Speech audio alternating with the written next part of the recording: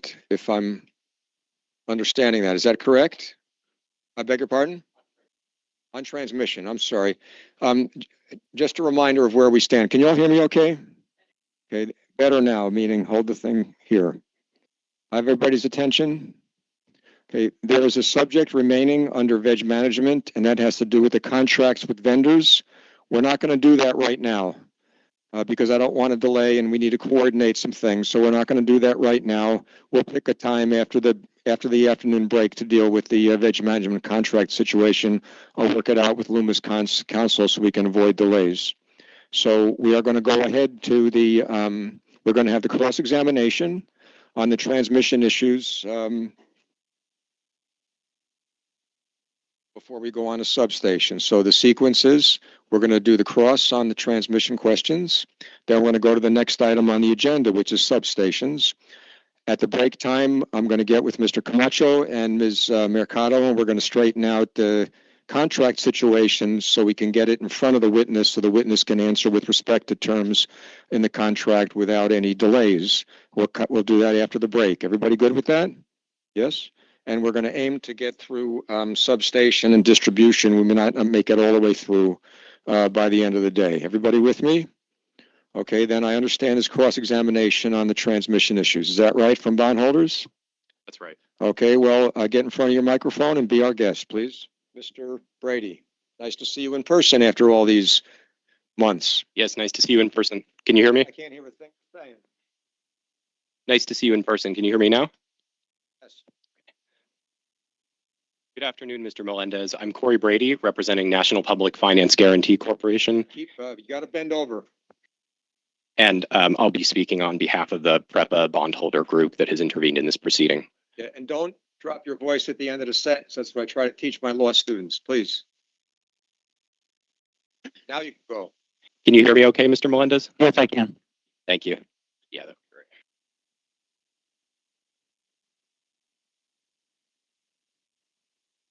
Is it true, Mr. Melendez, that only around 10% of transmission poles require replacement?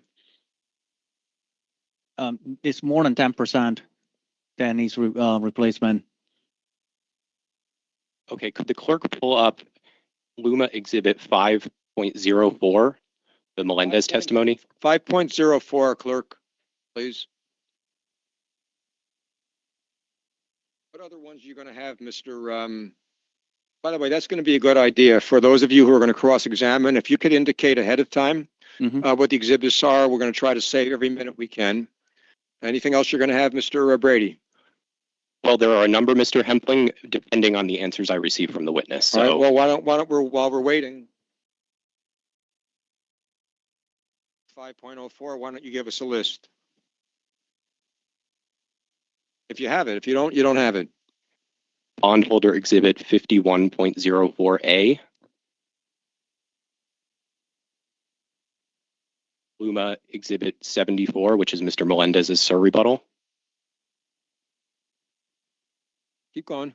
Luma Exhibit 2.06, which is the public version of the Constrained Long-Term Investment Plan, or LTIP.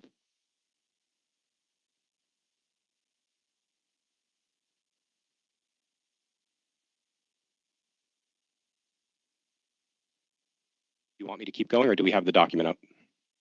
We've got the document. Do we have the document up? We have the document. Can you see it, sir? Yes, I can. Okay, go ahead, please.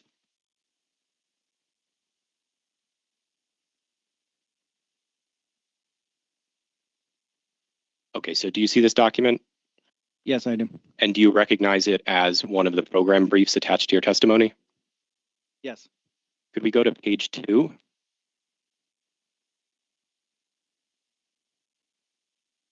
And then it discusses gaps. And in the final row of that table, take a look at that. And do you see where the program brief attached to your testimony says, subsequent findings have shown that only around 10% of the poles require replacement post-commencement timeframe identified? Under these programs, that's what it states, around 10%. Okay, so around 10%. And this program is transmission priority pole replacement programs, right? Correct. Also known as PBUT 13. I don't see it on the screen, but yes, that's out of memory, yes. Now, back when LUMA made its initial assessment of transmission poles during the front-end transition period, it believed that a higher percentage required replacement. Is that true? When Luma, yeah, yes, as stated in here, you can see it on the screen in the front end transition. Luma estimated 25% of the poles with high risk, category 0 and 1, and will be required replacement. So LUMA initially estimated 25% of poles required replacement, right? As I stated, the estimated 25% at commencement having high risk, category 0 and 1, will require replacement. So that's a yes. Yes. Thank you.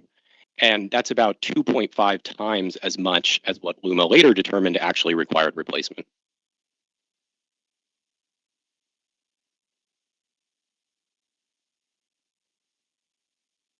So at this point in time, LUMA has already done 2 assessments of the transmission poles, right? One during the front end transition period, and then one that resulted in this lower 10% estimate.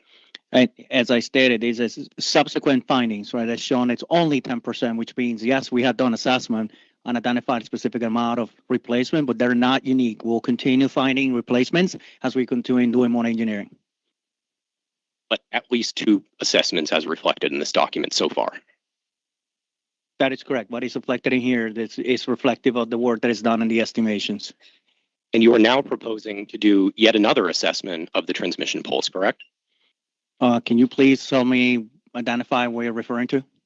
Well, he's just asking you a question. Yeah. Are you planning another assessment or So not? Want to understand what assessment he's referring to, right? Because I think it's important that there's a technical basis of the question. I want to understand why he's asking it. Sorry.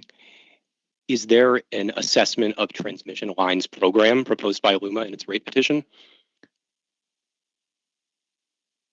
I will have to look at specifically in regards to, from a capital perspective, is your question. I try to understand on the basis of what we do have a maintenance program, and we have an inspection program that is done at LUMA that allows us to be able to identify as we complete work. So you don't recall whether there is an assessment of transmission lines program or not? A specific for maintenance perspective, that's not a question that I can attest to. Okay, so maybe if we go up to page 1 of this document, LUMA Exhibit 5.04, it'll help you remember. Still having trouble hearing you, sir. I know it's tough. Do your best. So turning back to page 1 of this document, do you see where it says under the brief program description table, this program replaces damaged overhead transmission poles and towers along with associated hardware and conductors. Repairs under this program will be made based on the results of an assessment conducted under the Assessment Transmission Lines Program. Do you see that? Mm-hmm. Did I read that correctly? Yeah, you're reading the brief correctly, yes. So there is indeed an Assessment of Transmission Lines Program. Yes, when yes. Okay, so as we discussed, LUMA did 2 already, and there is another one contemplated for the future. That is not, that is, I will defer to what you're trying to conclude out of the program brief, because it's a description of the program as its entirety and what it intended to be done, when it was originally done, and what we have done. It's also stated in my testimony that we are actually identifying more, which means we're actively, when we're doing work, we identify more. We cannot imply by any means that we're assess every single pole, every single structure. Okay, well, just to be clear, you said my description. This is a document appended to your direct testimony, correct? Understood. I'm just reading what it says in the document. Is a brief program description. Did you have a role in preparing this document? I reviewed this document because part of my organization's plan. Okay, and you're not saying that this is inaccurate, that there is not an assessment program? I will restate what I'm referring. Just a yes or no. You don't need to restate everything.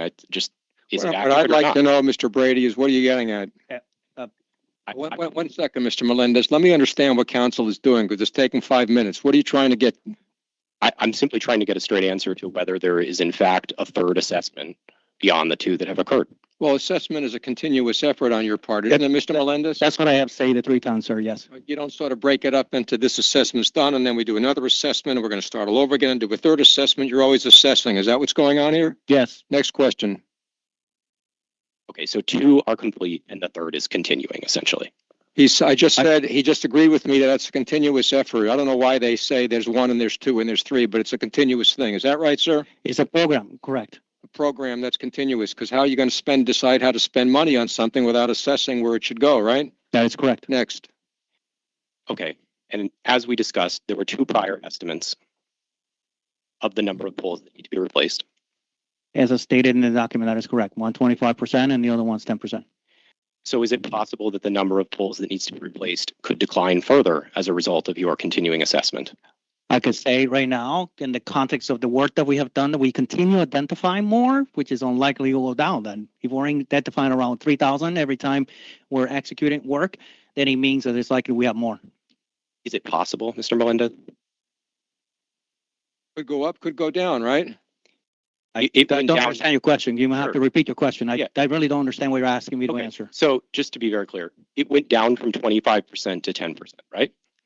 It went down from 25% estimation to 10% estimation. So LUMA's next estimate, pursuant to this continuing effort, could go down further, right? I do not agree with your conclusion, and I'll say why. Because his original commencement was several years ago. I'm sorry, just so we're not here all day. It's not a conclusion. I'm just asking you, is it possible? Just 1 second, please. Everybody smile, take a deep breath. Ready? Everybody have a good lunch? Everybody ready to get back to work?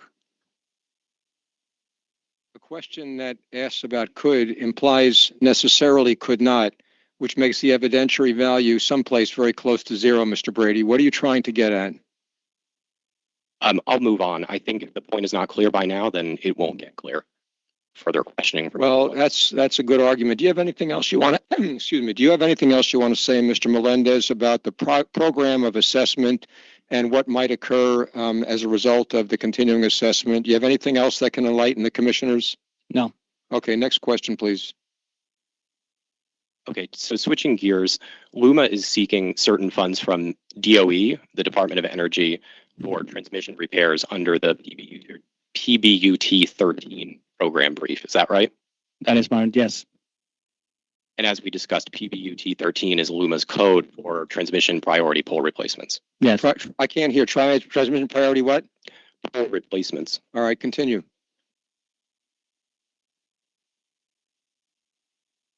And LUMA has sought approximately $15.7 million from DOE for repairs under this program. LUMA has actually been working with DOE and obtaining a grant, not necessarily seeking funds, is obtaining a grant that needs to be executed of around approximately the number that you just stated, correct? I'm sorry, what's the distinction between seeking funds and a grant? I'm not sure I understand. We have to have qualified work to be able to obtain the grant. There are terms and conditions associated with the grant. There are some other elements of the grant in regards to milestones and associated with the scope of work that needs to be met. And that is what distinction between a grant or seeking funds. But if the grant is approved, you get the funds, right? No. Okay, can you explain that? The grant has been assigned, for which LUMA has a part of it on 8 different projects. 6 of them are actually going through a process. The terms and conditions of that work could change.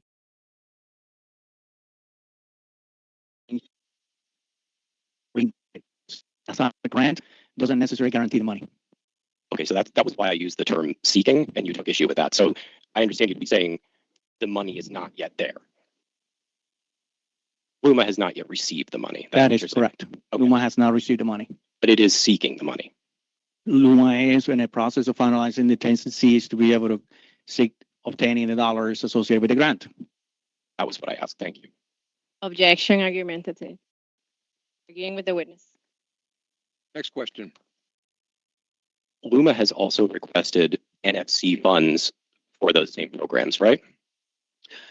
At the time of the filing, that is correct. LUMA has requested funds to execute the work on the NFC.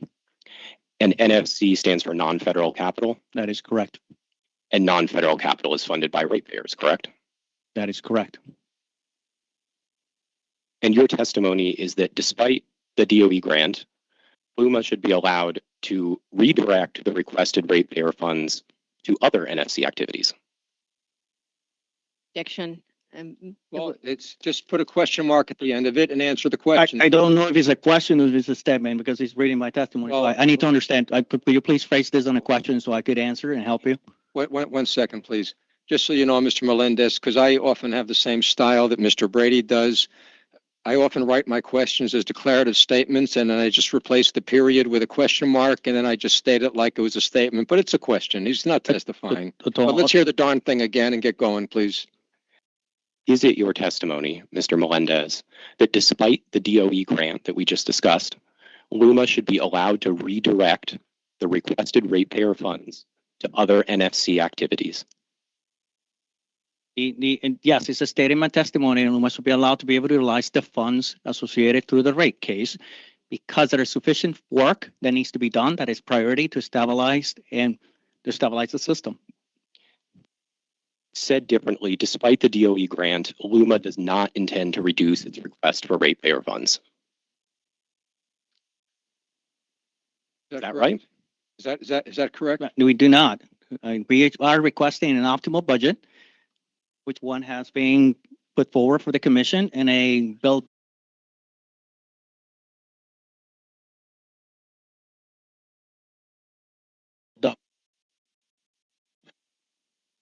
Is to be done and executed within the fiscal year. So yes, the amount will not be reduced. we're requesting the full amount of the optimal budget. That's correct. Notwithstanding the DOE funds, correct? That is correct. Okay, that's the answer. Next question. Okay, switching gears, I'd like to talk about the transmission line rebuild projects. Are you familiar with a transmission line rebuild for a line called AD 700? Yes, I'm familiar with that. And that project was included by LUMA as an NFC item in its rate application, right? Yes. And the cost of that project in the rate application was $10 million, approximately. That's what is estimated. That's correct. Did you review the Energy Bureau's provisional rate order in this case? Yes. Are you aware that the Energy Bureau reallocated this project to the federal funded pipeline in that order? I'm aware of the order itself. That is correct. And currently that project is now being executed. Is it being executed using federal funds? It's not being executed with ratepayers' money. Oh, he asked a different question. Hey, Is it being- understood. Wait, I'm just answering the question he's asking. Is that being executed with FEMA dollars or not? We're moving forward with the projects as part of the priority. I will have to clarify that line itself. We're seeking, because it's an important line, needs to be executed on it. And currently, we're seeking funds for it. I'm sorry, I'm a little confused. You said the project is currently being executed, right? That's not what I said. I said the project is not being executed because it was not approved. It's not been executed. That's the next priority. The next priority for funding under the prep order for provisional rate is not being executed. Okay, thank you. I think I misheard you. So it was reallocated to federal funds because the Bureau expected federal funds to be available for that project, right? Bureau is suspecting federal funds to be available for that project. I could understand that this project could qualify for it, but it has not gone through the process. So I can speculate what the decisions that are being made from FEMA obligating the project. Understood, but LUMA is seeking federal funds for that project, right? This project is part of the overall plan to be able to be rebuilt as outlined. It is a critical line and is essential to the system. And we are going to move it forward to whichever path is to source it. Thank you. I'd like to turn to two microgrid projects. Are you familiar with the term microgrid? Yes, I am. Could you explain what that means for us? There are different concepts that would be allowed. Basically, microgrid is a generation interconnection with facilities into a potential sub-community itself, just to kind of simplify for everyone. And there are a couple projects, but there are more than one project in Puerto Rico associated with that is self-sustaining. It's basically a way for an area to be disconnected from the grid, but still online. It's one of the concepts, that is correct. There's many ways to be able to do a microgrid, but yes. And LUMA has proposed constructing a new microgrid system for the island of Iquitos, correct? That is correct. The new microgrid system will be the first networked microgrid to leverage undersea cables. Is that right? That's why I was very clear answering your question that it will not be an islanded microgrid. That is what has an interconnection because that's how the system is today. So this is a first of its kind microgrid. For Puerto Rico, are you referring to? What's your question? First of its kind? What do you mean? It's not the first of its kind that I know of that has a system being built. Okay, well, can we look at page 17 of your direct testimony?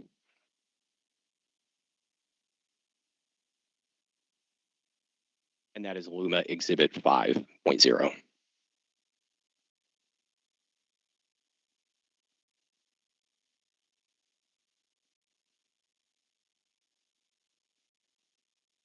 And then it's going to be lines 411 to 414.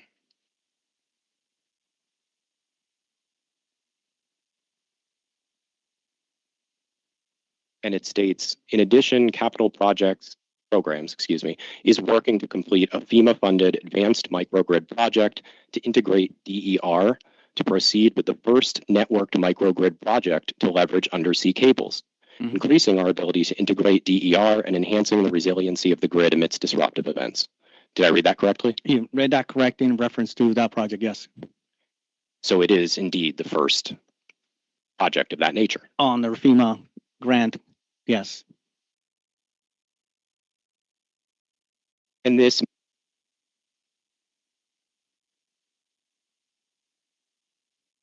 for the island of Vieques.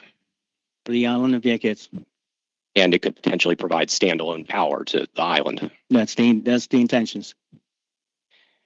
But you would agree that the Vieques microgrid will not have as much beneficial impact as other projects in terms of reliability. Objection, lack of foundation. Do you agree with that statement? One second. I don't understand that. One second. When there's an objection, it's important to say absolutely nothing until I rule on it. Everybody clear? Can I hear the question again, please? Do you agree that the Vieques microgrid will not have as much beneficial impact on reliability as other projects? What's the foundational concern, Ms. Mercado? That comparison with other projects, that foundation has not been laid. If he could press, Let me hear the question again, and I'll rephrase it so we can get an answer. Go ahead, please. Yeah, if it helps, he is the capital projects witness for LUMA, so the comparison is other projects that LUMA is proposing. What's the question? Would you agree that the Vieques microgrid will not have as much beneficial impact on reliability as other projects? Well, just talk to us about what kind of benefits it's going to have, and to the extent you know of other types of projects, tell us how it fares, okay? So we know whether we should spend the money on this thing, which is what he cares about. That is absolutely a great way of paraphrasing what I'm about to share with the team. The island of Vieques suffered for significant outages during the last hurricane. Is an hurricane-prone path. This will provide that level of service, unreliable service, in the event you have another event and the subsea cable is not available. So it will actually provide what the mainland actually has from a reliability benefit. So comparably with, I'm struggling with your question because I think you have to have a point of reference as to why this project is important, but it does provide reliable service, add generation to an island that actually is part of the island of Puerto Rico as a whole. So it does have benefit like any of the other projects were significant. It all depends of, there are customers in there that has the same needs as the rest of the island. So can I ask a follow-up, please, Council? Your goal, as I understand it, is to produce a result in terms of reliability for the island that's comparable to what you're trying to achieve for the rest of the Commonwealth. Is that correct? That is correct, sir. Do you have anything to say about the benefit cost? In other words, is it going to cost more per some unit to do this for the to reach that level of quality for the island as compared to the Commonwealth as a whole? Is it just going to be more expensive to get to the same result? I cannot answer your question affirmatively to be able to do that comparison because I'll need to have a point of reference to be able to share the results of it, as this is a project that is under development as well. So, well, I think I understand your concern. I'll try to clean it up a bit. What makes you think that the money you're going to spend on this project is worth it? Well, I'm going to try to answer the question, but I'm going to be off not a technical basis. I'm just completely talking about what we are going to achieve with it, which is achieving resilience in providing services to part of our population in Puerto Rico. They have a significant outage and economic impact that they had during Hurricane Maria as a result of not having service, electrical service, and that has a significant and has value for the island itself. At the same time, I'll further add that this is our PREP approved projects. They have been these are PREP approved projects, meaning the Energy Commission has approved for us to proceed. I have gone through a specific evaluation. Okay. Next question. This is a PREP approved project. It's not his fault. Next. Now, you said, before Mr. Hempling asked you questions, you said that the island of Vieques is on a hurricane-prone path. Do you recall that? I did say that. All of Puerto Rico is on a hurricane-prone path, is it not? Yeah, that stands true. Yes. So that's not a unique feature of Vieques. I will respectfully disagree with your statement, and history will prevail in the fact that the area has been impacted severely every time we have in the area that it stands. When you look at the history of the hurricanes that are going through Puerto Rico, they have suffered significantly, every single one of them, because of where they are located, and particularly in the eastern portion of the path. There are other portions of the island that are less likely to be impacted by a hurricane. It's evident by its topography and its topology, and that's the basis of my statement. So when a large hurricane like Hurricane Maria comes, it just hits the island of Vieques? Depending on its path. Ms. Mercado, he gets to ask a question in the form of a statement because it's obviously a question. If there's some other problem with the form of the question, you let us know. But there was no problem with using a what's the word? There's no problem with asking a question that sounds like a statement. My wife and I talk at each other like that all the time. We've been doing it for 45 years. Let's hear the question again. That's a little no more autobiography. Next. So when a large hurricane like Hurricane Maria comes, your testimony is that it generally only hits the island of Vieques? No, that's not what he said. What he said was that there's a unique effect on the island that I assume justifies this extra expense. Okay, and in response to one of Mr. Hempling's questions, you also said that the island of Vieques endured a long outage after Hurricane Maria, correct? That is correct. That is also true of many parts of the rest of Puerto Rico, right? Understood, but they have a unique characteristics for being an island that is served by only one cable. Did that undersea cable fail during Hurricane Maria? I cannot answer the question with certainty. I do know that it was offline when I was here during Hurricane Maria. In the case of a failure itself, I cannot attest to that itself, but I could tell you that while I was here during Hurricane Maria assisting, that service was interrupted. Could we pull up Luma Exhibit 74, which is Mr. Melendez's rebuttal testimony? Okay. And we'll be going to page 43, question 65. 1 second. We need exhibit number 74. Clerk, please. 74.0. 74.0. Thank you.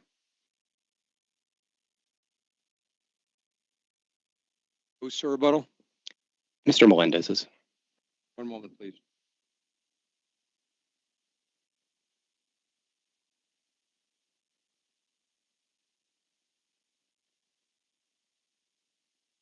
Is it up now? Is it up? All right, what page, please? Page 43. Ready, Mr. Melendez? Tell us when you're ready, sir. And it's line 882. All right, give him a chance to read it to himself. Tell us when you're ready. So the part I'm looking at. 1 second, please.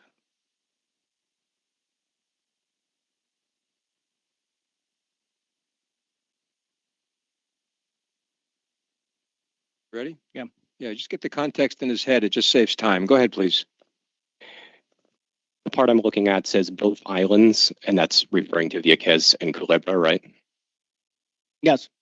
Both islands were out of power for an estimated 15 months due to network failures on the mainland in PREPA's network.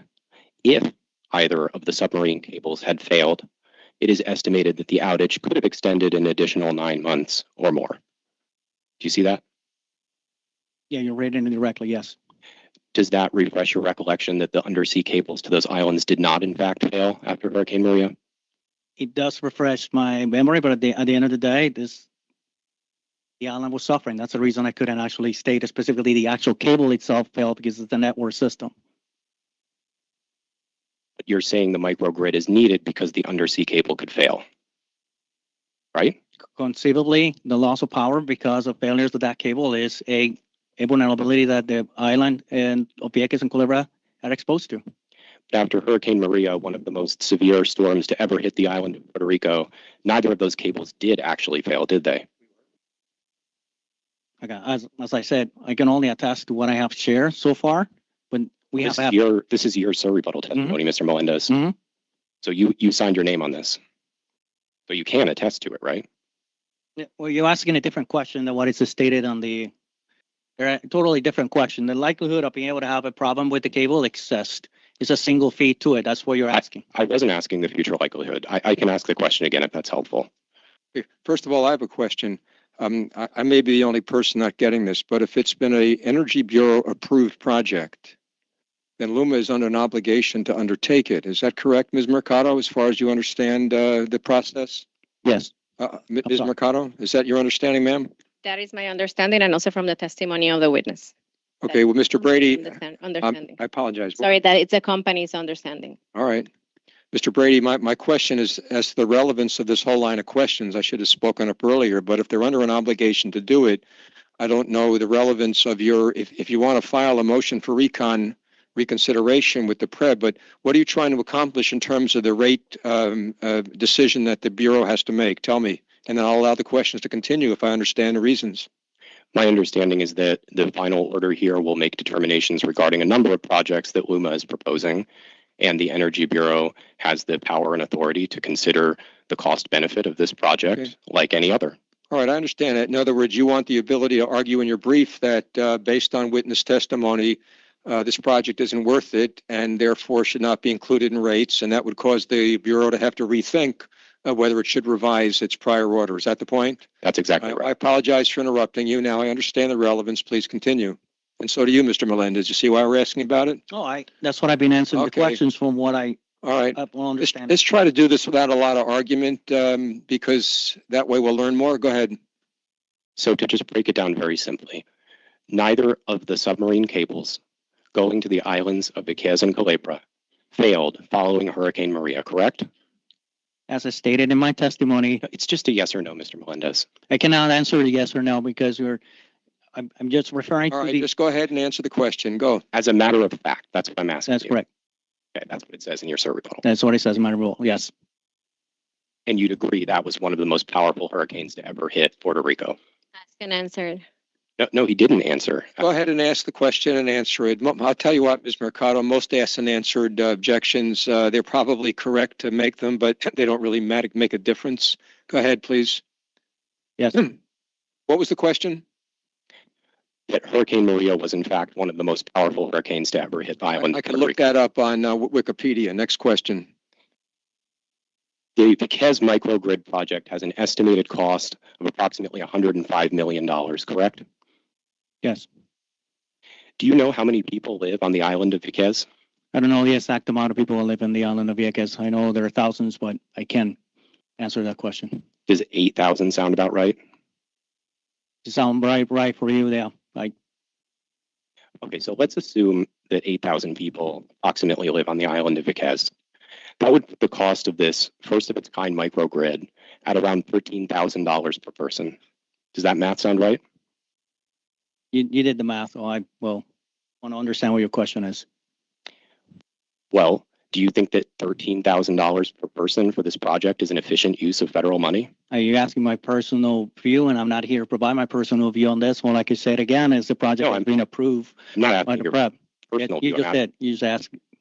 I'm asking you in your capacity as a witness in this proceeding and the capital projects department manager. Not in your personal capacity. I'm not sure what you mean. Can you re-ask your question, please? Well, this is the question I think he's asking. The ratio that he's describing, the number of dollars per person, do you find that unusual for projects that you have overseen? So is it unusual? We have to be careful with drawing out conclusions by population and customers that I know that, but first, if I may. Please. We can draw conclusions and that basis, because that's not the only basis in which we actually are executing projects, and was submitted. This project has been submitted to FEMA for a specific hazard mitigation that occurred for the island of Vieques and Culebra. Part of the process that we've been following since LUMA's inception is to ensure that these processes get reviewed by PREP. I could understand the point you're trying to raise, but there might be many other cases of things across the island that fall in the same category of your question. And now, at this time, it's just, you're asking me to do a mathematical analysis. I can't answer that today because I would like to be able to have the opportunity to assess with more details than just to do a simple math in this hearing to determine whether the project value is the right value for it, because the numbers you're providing is not the only way to measure value for a project. Okay, but fair enough. I understand that that's how I would probably answer the same question the same way, but all I want to know is that this ratio that he's described is an unusually high one, recognizing that it's artificial to think only about dollars per human being. It is that ratio is usually high one, depending on what project we're referring to, right? Right. In the reference to this project and the numbers he's stating is a number is Okay. high, but it has to be in relation to what? Okay. Next question, but Mr. Brady, I really am starting to wonder how much more value we're going to get from the fact that you're concerned about this particular expenditure, and I'm sure you've gotten the commissioner's attention, and you'll continue to do so in your post-hearing materials. So I don't know what more we can accomplish here on the subject of the microgrid. Go ahead. Mr. Hempel, if I may interrupt, Sorry. Ms. Commissioner Ramos. Please, sir. Yeah. Mr. Menendez, let's see if I could, if you had to choose between two different projects of $100 million, one that would serve the two islands of Vieques and Culebra, and another that would serve the entire island of Puerto Rico and would increase the reliability to most probably the entire system, which one would you choose? I'm cautiously answering your question, right? Because I don't want to tie it specifically to the question he's been asked. So I'm going to brief. The questions calls for speculation, and it's not grounded on particulars of the capital program that NUMA has put forward with the prioritization that it's on record. Really what the commissioner wants is, it's a version of the same question that I think is at the heart of this whole line of questions, which is this expenditure something that all ratepayers should pay for the benefit of a smaller group? By the way, this is a question that we ask anytime we have property taxes or anything else in budgeting. But anyway, if I may, you're correct that the Bureau did approve this project, but there's a limited amount of federal funds, and there is going to be a moment that we will need to choose between one or the other project. So I think my question is relevant, although I don't have a specific project that I could point to that it's around $100 million. It's just a statement. I do believe, or there will be a time that we need to choose, and I think this is a relevant issue. Yep. If I may, I will answer the question for the record the following way. In the way this project is being communicated, as a hazard mitigation, so it has to be a qualifying project. So you have to find a qualifying project on the transmission grid to do a comparison between the two. And if you're going to be able to find one that actually has the most value between the two, such as, and I'm using an example because undergrounding a transmission line, right? A transmission line underground, and it could be $1 billion. So that's what I'm trying to make sure we understand. The question, the basis of the question that is being asked is, what are we making reference to? Because this FEMA project is mostly hazard mitigation dollars. You have to find an equivalent hazard mitigation projects that equate to the same question this gentleman is asking, and I respectfully want to answer, which is the same as you are. Just, you have to find an equivalent. And I'll give you a simple example. If you were to do a transmission line underground in it, because it has a similar exposure, is a hazard you want to eliminate, it's very likely that it will cost more than $100 million. And then we're going to have to go through the cost benefit analysis that I'm referring to, that I would like to afford the opportunity to do, to actually evaluate really what is the actual true benefit from reliability, resiliency, to be able to decide which project I would choose.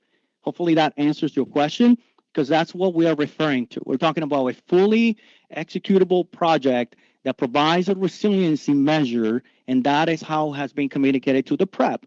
So if we want to do a like for like, then we will actually have to do that exercise. Hopefully that gives you a context on what I'm referenced to. Undergrounding a transmission line is a very significant expense. This is Commissioner Mr. Torres, if I may. We have a procedure. It's NEPR-MI 2023-0003, which we're discussing just this, the cost benefits of all the FEMA projects, the consolidated list, which Luma had to remove 289 projects. And that's where we're seeing these type of questions, and I believe that would be the correct procedure to bring this up, because I don't think there is a cost analysis. I've never seen one that says, oh, it should be $13 benefit per $1 FEMA amount. Like the dredging projects, it's 1.3 billion, and we're only going to get, I don't know, 20 megawatts. So does that mean we shouldn't do that project that also has irrigation and potable water? So I think this is being seen in that procedure, and that's just my response, that it should be kept in that procedure. Okay, thank you. Mr. Melendez, every project is going to have a cost-benefit ratio that deviates from the average one way or the other. Isn't that right? That will be the case, but Just a yes is fine. Yes. All right, let's try to, I just want to remind people, I've got to get all this done in 6 weeks. And I am maybe too worried about it on a minute-by-minute basis. But when I get to the half-hour by half-hour basis, I start to wake up more. So can I ask you to move on? Please.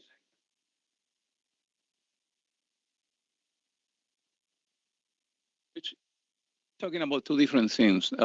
Utility have a social contract, Hemplin, that they are supposed to provide services even to a remote place, no matter what the cost is. That's one thing. And the other thing is the cost analysis that Commissioner Torre was talking about that have to comply with FEMA standard and other stuff. So which one we're talking right now? Social contract, because that doesn't apply. Second one, that's the one we're talking about. This is not that. It's other place. Thank you. Thank you. Mr. Brady, continue, please. Have you reviewed Mr. Shearman's rebuttal testimony in this case? can you please say first name, last, Jack Sherman, is that what we're referring to? Yeah, just want to make sure I'm referring to that same person. Mr. Sherman, is that the correct pronunciation? Yeah. That's why. Sherman. Okay, that's what I said. Original. Thank you. So have you reviewed that rebuttal testimony? Yeah. And do you recall that he stated Luma will not get to those projects with declining impact per dollar invested until relatively late in the plan? I recall reading something along those lines. I don't know exactly in the context of what the estimate was made, but I recall something along those lines. And that's basically what we were just talking about, right? The impact of a project per dollar. I don't necessarily agree with that statement, but I can understand conceptually, yes. Well, I'm quoting from Mr. Shearman's report. Just go to the next question.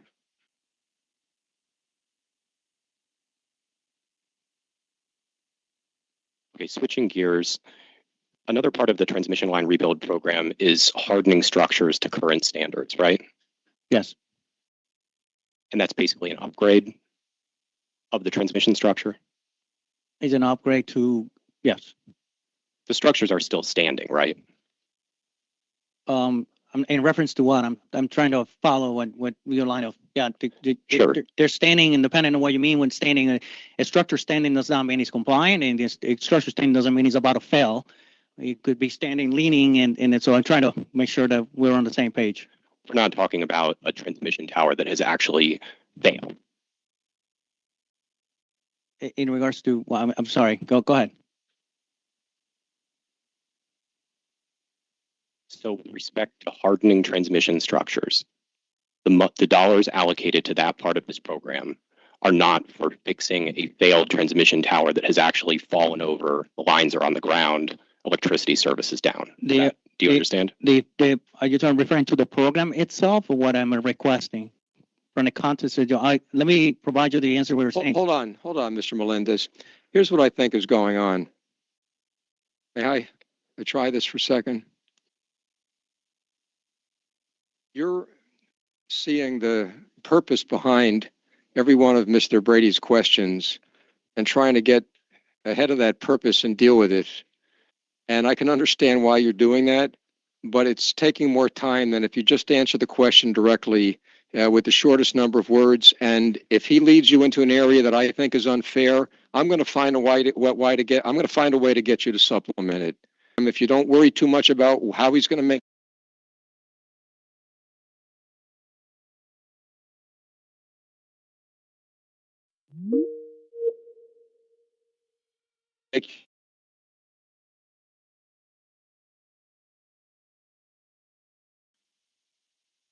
what I already wrote, that I'm struggling because it's partially what is being asked, so it's very difficult to be able to, under oath, be able to respond to these questions. So I would appreciate what you're saying, and I'm not saying this out of disrespect. I was like, I want to be able to be helpful, but I cannot answer statements that do not lead to the purpose over here. I understand that's a very persuasive answer to my question.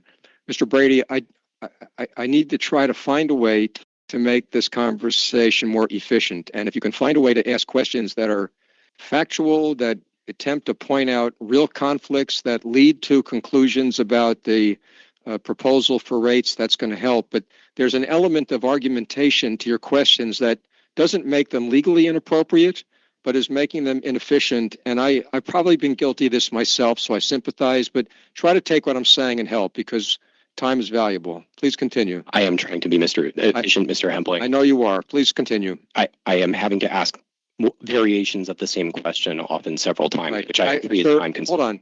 I will tell you that I don't think Mr. Melendez is being evasive at all.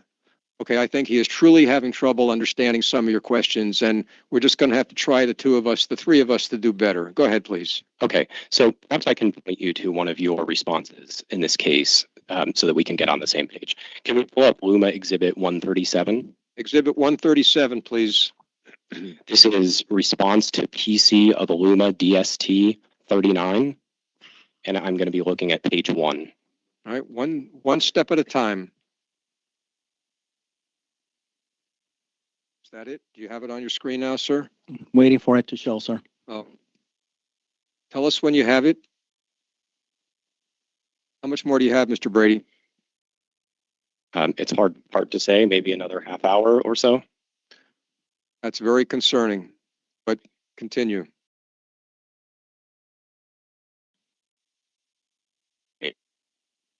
Yep. And do you see the sentence that reads, Capital Program NFC is designed for planned activities to restore the highest priority out-of-service facilities and remediate the most degraded facilities identified in the course of inspection that demonstrate incipient failure modes but have not yet actively failed. I'm not reading that part because it has not been put on the screen. I'm assuming you're referring to page 2. I said page 1. Sorry if there was a miscommunication there. Why don't you just Page ask 1, paragraph 3. Just ask the question, and So- if he needs so to read it, he'll read it. Let me attempt to answer what I think has been asking me in regards to the allocation of the funds. There are two pieces of allocation to the funds. There is allocations of funds on those programs that are associated with something breaks and fails, and the operations teams needs to be able to respond to replace it. And there are some things that are programmatically done that are identified for planned work, and that's what the capital program funding is going to cover. So that's what you're asking. That is the two kind of drivers of where those funds are utilized. I repeat it again. One is in the operations side of the business led by Kevin. He can answer specifically on what the determination factors are when something fails and needs to replace it and capital dollars are needed. And from the other side is proactive maintenance on the high priorities of things that we have from an engineering perspective inspected and identified that need replacements because they're either an imminent failure or otherwise. Okay, thank you for that. So just to make sure we're on the same page, I'm going to say this back to you and you can let me know if this is wrong. You're saying Mr. Bergmeister is on the operations side, right? He leads the operations. And he does the repairs for things that have failed, basically. He manages the operations and maintenance and also executes capital work whenever something fails, is utilizing non-federal capital. And you're on the capital project side, right?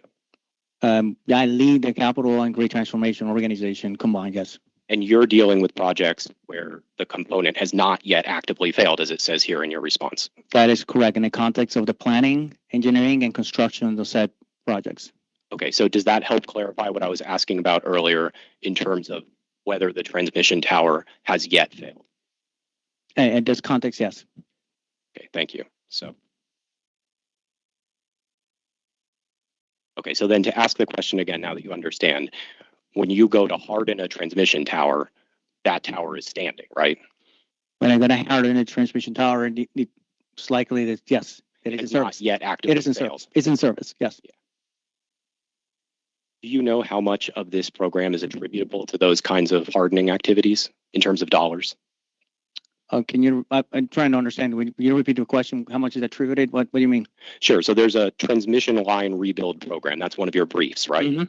Do you know how much of the total cost of that brief is attributable to the hardening, transmission tower hardening activities? So the intent of the actual program is to be able to do that, to be able to bring things up to code, and the resiliency that goes with it. Because the majority of the system isn't. When we're doing a transmission line, we will actually bring them up to code and we do hardening with it. That is the intent of what we do.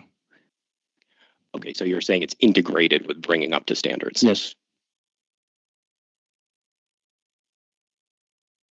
Another part of this program is restoring and upgrading line design capacity, right?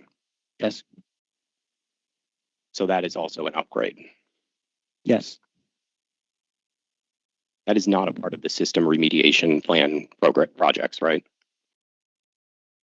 In the context of the system remediation plan, one of the components is, which is restoring, which is because the system is not, the line is out of service. It's restoring or operating, which is what you just read. Okay, so can we pull up LUMA Exhibit 5.05? We had it up earlier. It's the program brief for this program. 5.05, please. Page 1.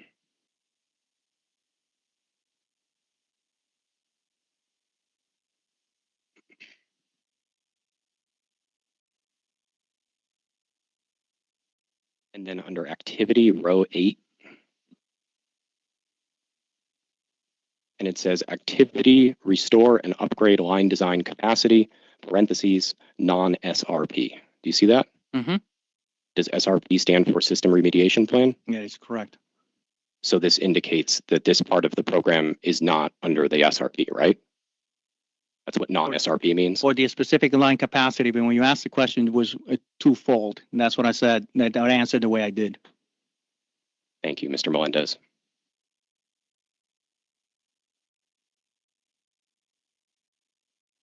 Do you know how much of the total program cost is attributed? No.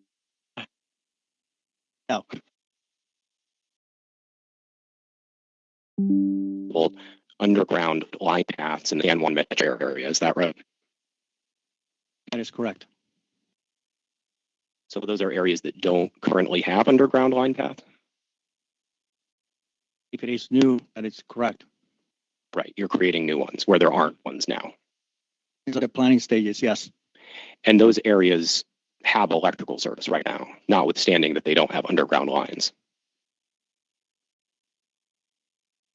Yeah, it's not a yes or no answer to this question because I think it's important. There's contextually one piece on this. Is there are some lines, underground lines that are out of service in which a new line will actually be its replacement. That's what I'm cautiously saying, responding to the question factually, because there are some 115 lines that are out of service that the actual building a new one will actually be the better response to it. That's why I want to make sure I'm factual. Okay, I understand. I was specifically asking about the part of the program for new underground line paths, and I think you're talking about new lines. So that's a distinction, right? And there's a distinction that causes an underground path through the San Juan metro area to improve reliability. If it's a new path, that means there's no path right now. Depending how you look at it technically, I could say yes. And this part of the program also is not under the system remediation plan, right? As it's stated here. Do you know how much of the cost of the program is attributable to this part? I don't have it top of mind, so we'll have to actually look at it to be sure outlining.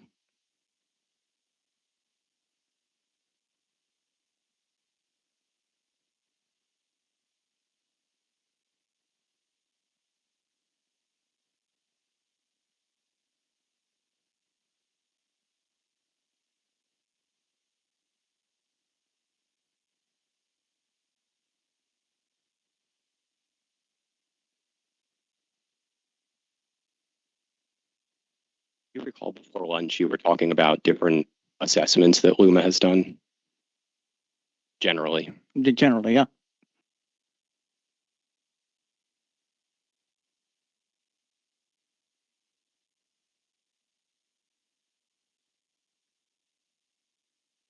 And do you remember talking about pole replacements with Mr. Schiffman, the Energy Bureau consultant? Yes. And he asked you about the difference between the optimal and the constrained budget for that program, right? Mm-hmm.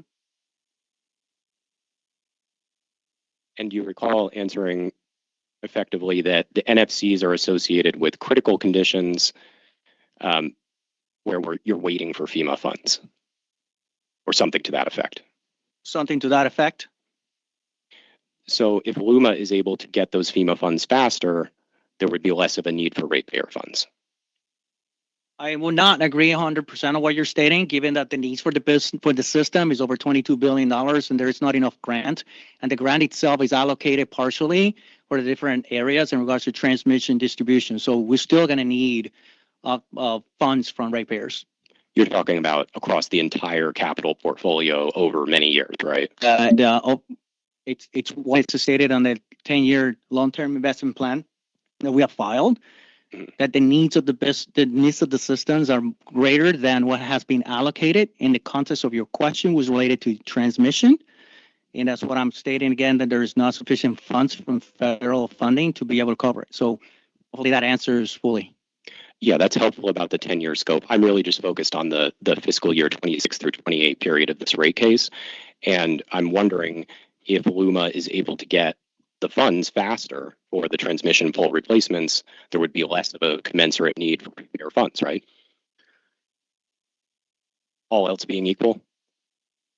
I will say that yes, we are continuing doing the filings and the submissions through the process to get federal funds, but we're still going to need funds from NSC because there are some imminent failures that we should not wait. Do you recall saying to Mr. Schiffman that the first go-to is the FEMA process? I recall saying that when we're assessing the processes, that's correct. But when you ask for ratepayer funds, in fact, you are going to the ratepayers. Don't agree with the inference that we are actually going to ratepayers first, because that's not the case. When the plans was developed, we did a button-up approach and we accounted for the FEMA processes and where we are in different stages to be able to get the obligations and prioritize accordingly. So it's not that we just decided to put a number on any of these numbers. That's what I'm understanding you're saying, that it's not the case. We did a plan, we assessed where we are in the process, what are the imminent failures, and how to best execute to ensure the system becomes stable. When we're talking about transmission, we're talking about stability of the system is compromised. Okay, so just to break it down, if you are asking for ratepayer funds because the FEMA funds are not yet there, you're going to ratepayers first, right? Next question. This is not productive. It's not productive because they've already said they're doing what they can to time the use of ratepayer funds and the acquisition of FEMA funds in a way that puts the system in the best possible position. You're not going to get him to give up his case, Mr. Brady. So I'm questioning the value of this. Next. Do you recall earlier when you were talking to Mr. Schiffman giving an example about transmission line segments? Yes, when he asked me, yes. And specifically, you were talking about the distinction between federal funds and NFC, right? I was illustrating an example for the question he had asked at the time. Okay, and just to go back to that, your answer was essentially, or your example was essentially that there were two transmission segments. One was affected by Maria, and was federal eligible, and one was not affected by Maria and was not federally eligible. Is that about right? No, it's not about right. I spoke about the interconnection point between the two that needed a replacement. I did not talk about the lines themselves. I did talk about the line segment to be qualifiable and the intersection point to be something that we will actually incorporate as an example for what I was illustrating to them. That is what I said. Okay, so in your example, one segment of the line had wood poles that were impacted by Maria. Do you recall saying that? And the other segment did not. Do you recall saying that? May not, yes. But the entire segment needed to be rebuilt in your example. That's not what I recall saying. I will have to defer the example. It was actually an example, not a project specific. So I'm trying to be able to help educate when I was asked the question. So that's what I'll leave it at. Okay, can you just assume for me that is the example? That's assume that's an example. That's a better way to go. Hurricane Maria impacted the entire island of Puerto Rico, right? Hurricane Maria affected the entire island of Puerto Rico. That is correct. So it wouldn't be the case that two adjacent sections of the same transmission line, one would be affected and one would not by the hurricane. That is very possible. That is correct. And it did happen. I'm sorry, I just want to make sure I'm understanding. It's very possible that both were affected, or it's very possible that one was affected and one was not. Well, the one was affected and the other was not. But you agree both would have been subject to the winds and damage from Hurricane Maria. I agree they were all subject to different winds, but they're also different construction. There are different designs, which I also explained. And there are portions of the island that have steel structure as an example. So the system as designed and does not immediately constitute all the entire system was impacted by by Hurricane Maria for replacement. Are you familiar with the Stafford Act? I'm familiar with it. And you're on the federal funding panel later, right? Yes. Are you aware that there's a waiver of the Stafford Act requirement that the damage be specifically linked to the disaster? Yes. Okay, so in that example that we were talking about, the fact that one segment can't be proven to have been damaged by Maria doesn't preclude it from federal funding, right? In the example you're saying, I would agree with that. What you're trying to explain, yes.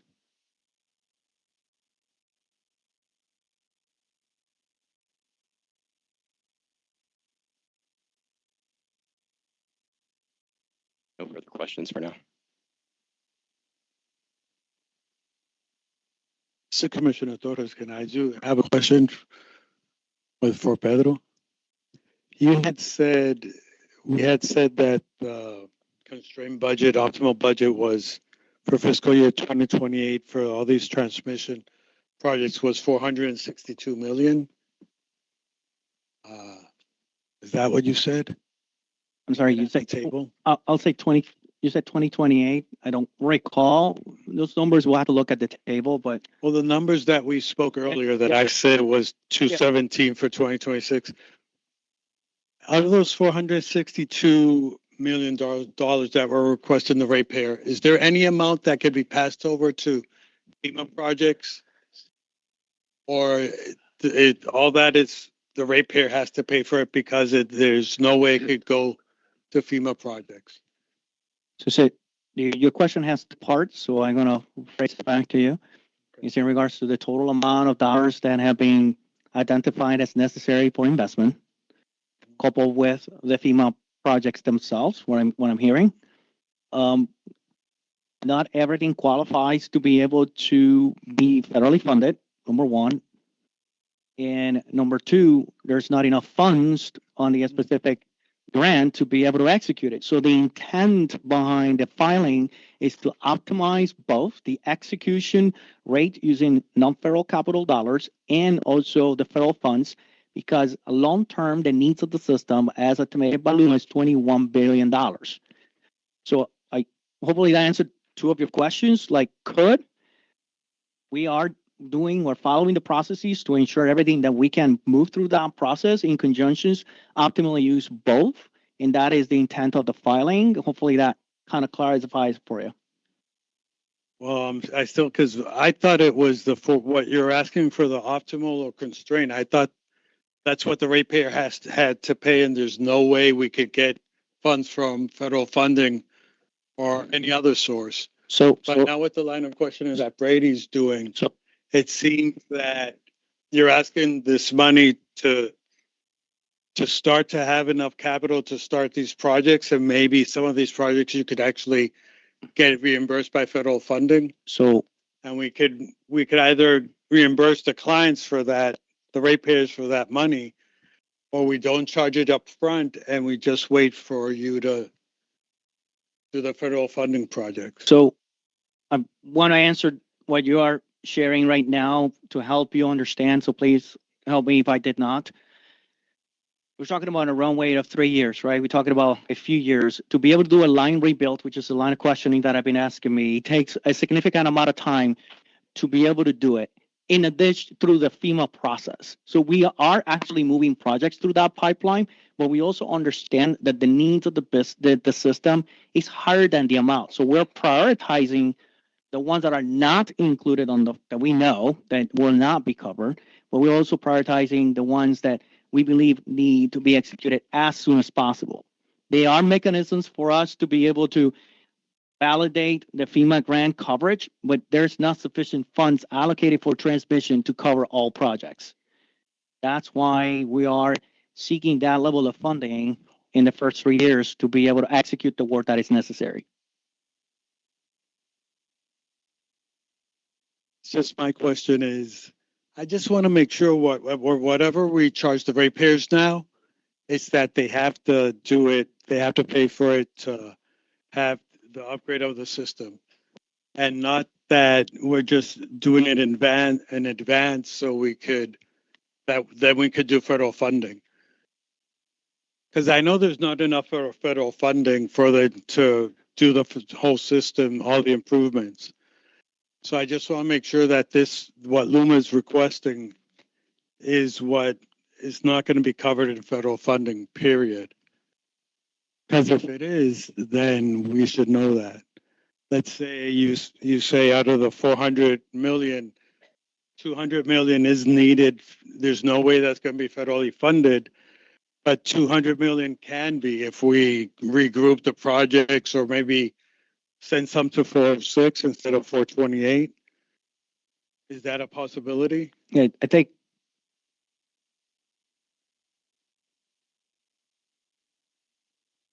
trying to find the best way to. I don't want to repeat myself too many times in the context of what we're trying to accomplish, because the reality is there is going to be on the optimal budget that we submitted is in response to a button-up need for the entire system, and it has to be executed. The work that can be funded through FEMA, we are pursuing that funding. But what I don't want is get the false premise that everything can be covered by FEMA. They are going to be projects, and they are projects already identified that we need support from the non-federal capital for these to be executed to reap the benefit that has been put in front of us. And we asked to improve performance of the system, to get it out of the stabilization conditions that exist. So I can understand the line of questions in regards to the specificity of it, but I think is a reasonable approach. The fact that we are optimizing every dollar that exists to get the most value on both sides. Okay. That's the position of the company, and the Bureau will decide what goes into rates and what doesn't. That's correct. Right. I assume it's time for redirect, Ms. Mercado. Is there any other cross? What other cross do you have? Mr. Burgermeister testified on transmission, and I have some limited cross for him. How limited? Just curious. 15 minutes maximum. Okay. Let's go forward. Good afternoon, Mr. Burgermeister. Again, William Nathany from Cadwallader, Wickersham and Taft, representing Assured and talking on behalf of the intervenor bondholders. In your operations testimony, you state that to best estimate the number of deficiencies requiring capital replacement, we used an initial factor of approximately 65% capital investment NFC to O&M, right? That's correct. Now, where did the 65% figure come from? That is from evaluation completed by our engineering team in looking at both industry standards as well as looking at our experience over the first 4 years of operating the system and maintaining the system. So there is what I will call a Puerto Rico factor applied to that the system is in dire need of capital dollars. Is the 65% figure published somewhere in some manual or policy materials? Not specifically, because they said that's something that we need to derive from. There's a basis on industry standards that we can start with, and then we need to put on our own evaluation on top of that. So that will not be published. So you've used the phrase engineering judgment in your testimony, that's where that 65% comes from? Yeah. The final number, yes, there is obviously industry standard and basis back behind that, yes. Okay, so does that mean if total O&M spend, for example, is $15 million, then the estimated operations NFC spend would be like 9.7 million? That's how it works? That's how that would work, correct. And would that same 65% NFC to 100% O&M, would it be implemented in the constrained budget as well? Again, on I guess we'd just be talking the transmission element there. What we did in the constrained is we did reduce some of our O&M spends. So obviously it would track with the calculation on that. So it should reduce slightly. The transmission and substation sides, we did not reduce very much on the O&M side of it. We are trying to keep that as our focus. That was more on the distribution side. And does the premise hold true for decreasing O&M? So for instance, if O&M decreases, from 15 million to 10 million, would operations NFC decrease to 6.5 million? That's the concept. And again, I want to be clear that this is the corrective maintenance that would come out of preventive maintenance inspections. Now, you would agree, wouldn't you not, that new transmission and distribution assets and equipment, including in this area transmission, would require less maintenance than old transmission and distribution assets and equipment? From a corrective maintenance standard, yes, I could agree with that. And that implementing new assets and equipment will require increased capital spending? Sorry, can you repeat that, please? And that implementing new assets and equipment for transition would require increased capital spending? Yes. Right. And you would agree that increased capital project spending is associated with reduced O&M spending, right? Generally. Well, if you're looking at the same asset, yes, if you had that now, you're still going to continue your preventative maintenance programs. Work that may come out of that should be less.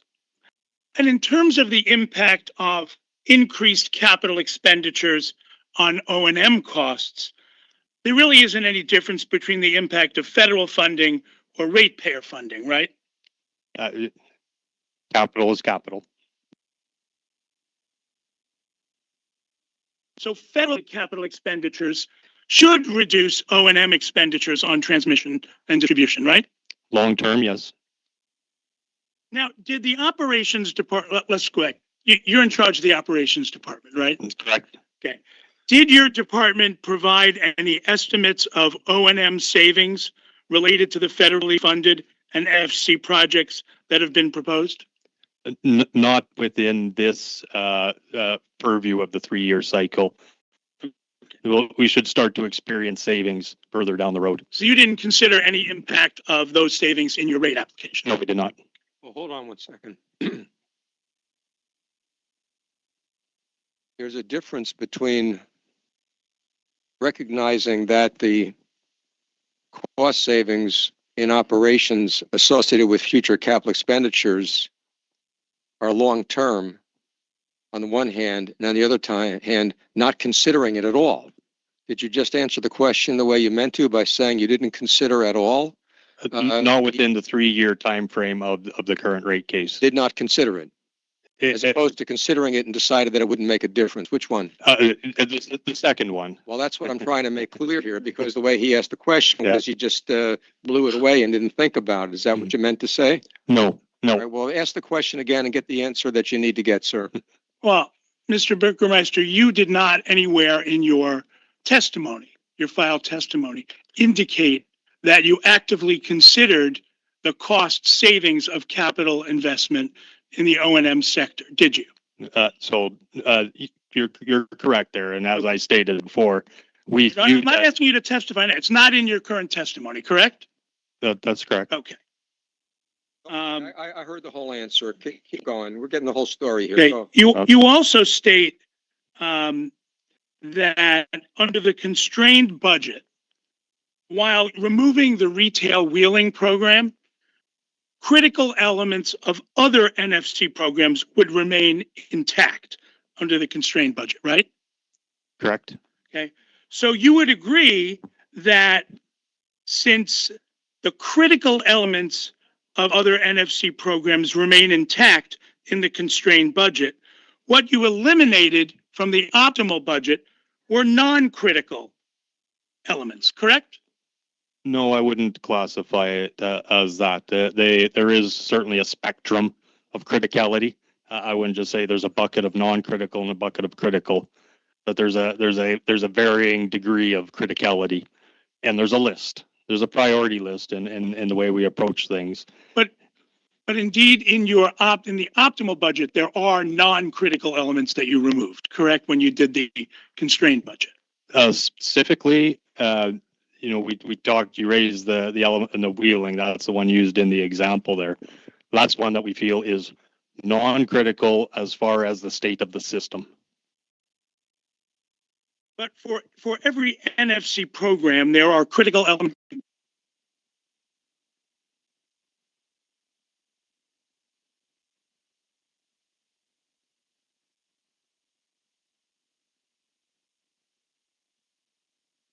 Non-critical elements, right? Which is an element of the NFC programs, correct? The highest criticality, yes. It's from our prioritization and what we deem our aspect of criticality, keeping the highest elements. Okay, in your testimony, you didn't talk about criticality. What it was critical element of other NFC programs intact in the constrained budget. Yes. Okay. Now, you also identify certain deficiencies when LUMA commenced service that continue to have an impact on LUMA's operations and maintenance regimen, right? Can you repeat again, please? Sure. In your testimony, you identify certain deficiencies that existed when LUMA commenced service that continue to have an impact on LUMA's operation and maintenance, right? Yes, that is correct, Stephen. And those included things like insufficient training of line workers and substation operators, the fragile state of the grid, non-standard systems practice, scarcity of drawings, and out-of-service substations and transmission lines, right? Yes, those are all examples. Yep. But even without any rate increases from PREB, over the past 4 years, you believe that LUMA has achieved significant programmatic improvements in those areas, right? Yes, yes, we have. Right. And you take the position in your testimony that even without rate increases from PREB, LUMA has been able to make programmatic improvements to overcome these deficiencies, correct? I wouldn't say not fully overcome. No, that wouldn't be correct. We've made progress on overcoming. Okay. Now, again, we spoke earlier during the vegetation management section about when dealing with the constrained budget, LUMA made an effort to look for O&M initiatives that could be delayed, but not to the point of cutting so deep as to jeopardize successful implementation. Do you remember that testimony? Yes, I do. Right. That applies equally to all the operations departments, right? Yes, that's certainly how we approached all of it. So for transmission as well, and for all the other sectors in the operations department, the constrained budget does not eliminate necessary initiatives, but what you've did or look for projects that could be delayed without jeopardizing successful implementation, correct? Generally, that's the approach we took. And again, we looked at what was important parts of the system. So you will see as they looked at the numbers, the transmission and substation didn't reduce very much. Where did it? More on the distribution system. But that was your general strategy. That was the general strategy. Now, I want to talk to you about a couple of projects. Are you aware of a project that relates to the consolidation of 6 control centers into one primary and one secondary, what were called state-of-the-art facilities? Yes, I am. Excuse me one second. Sorry to interrupt. If section on the agenda involving the energy control centers, and I don't mind a question or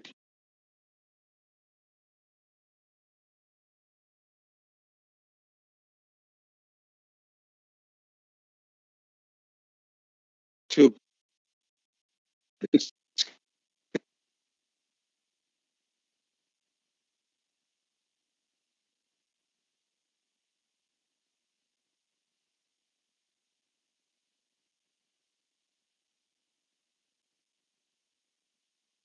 Sorry. No. And by reducing the number of facilities from 6 to 2, you're making the number of storm targets small, right?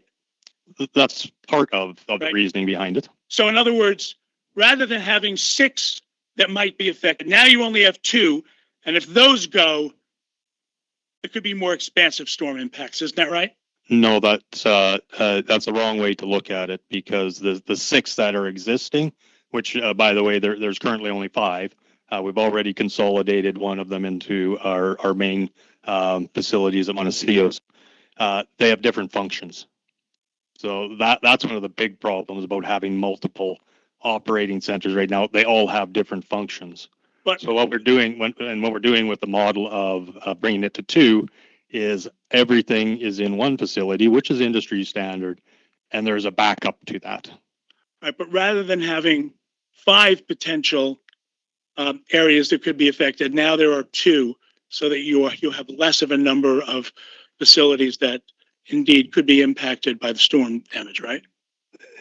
From a simple looking at the impacts of storms, you have to realize that the functionality, you can lose one of those facilities right now because they have independent functions. You lose part of your functionality with losing one, each one of them. But you lose more if one of the remaining 2 go, right? No, the whole point is this is the industry standard, is to, even though all your functions are in one main control center, you have a complete separate backup to it. So you're saying that in a sense they're duplicative. That's what it is. It's a backup. Yes. So you're building 2 duplicative stations, right? Correct. Yes. That is standard practice. That is industry standard. Are you, I just have one more area to go into. Are you aware of a series of projects relating to the restoration and transmission lines to areas like Dos Bocas to American Apparel and, Caguas to Laros Tio?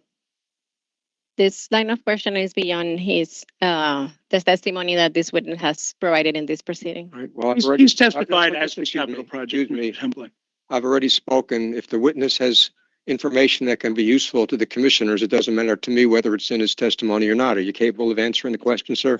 I'll need to hear the question again Right. to be able to Do you confirm. have general familiarity about those projects? Minimal. Okay. There were scopes of work for these projects, right? Again, yes, there would be scopes of work associated with And in the scopes of work, are you aware that the scopes of work say things like the transmission structures may need to be replaced, or that the components may have to be replaced, or the preliminary engineering may dictate a need for soil boring or testing? I'm not aware of those. I can't speak to that. Okay, well, you would agree that if the scope of work only talks about potential rather than actual consequences, that the scope of work is equivocal about whether it's needed at all. Don't answer. What's the objection? Relevance, and also asking the witness to speculate.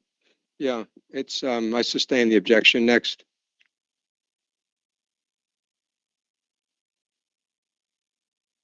Can we pull up AGI Exhibit 696 and go to page 31 of 62? And this will be my last line of questioning, Mr. Hill. It's a line.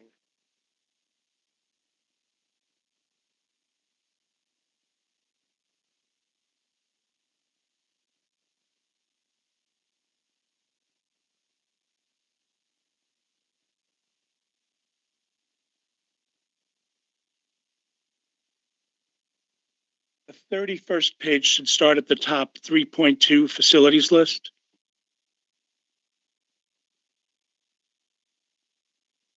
Was it 696? Yes. Yep, is that it? Okay. So can you see from the top of this document, sir, that this is a scope of work for the line Das Bocas HP to America Apparel? Objection, One second. lack of foundation. Looking at To the the top of the knowledge. document. What's the question? I asked him whether he saw that this was related to line 2400 Das Bocas HP to America Apparel. Looking at the top of the page. What's the matter? It hasn't been established that the witness has knowledge of this document. He can read a document, but the foundation as to his personal knowledge as to this document should Okay. be established first. No, I'm not. Not having familiarity with the document, I can't actually answer that. So So what's the value? Mr. Helping, just one or two questions and I'll leave Well, this. I need to know if the question is of any value. Let me hear the question. All right, let's see. Do you have any reason to dispute the statement set forth in the second Hold on, paragraph? hold on. Mr. Nepany, just ask him a question about, never mind the document. Ask him a question. See if he understands the question. Would you agree that with respect to this project, that it's only a possibility that transmission structures would need to be replaced? again, I'm not familiar with the details of this project. I can't answer that. Next.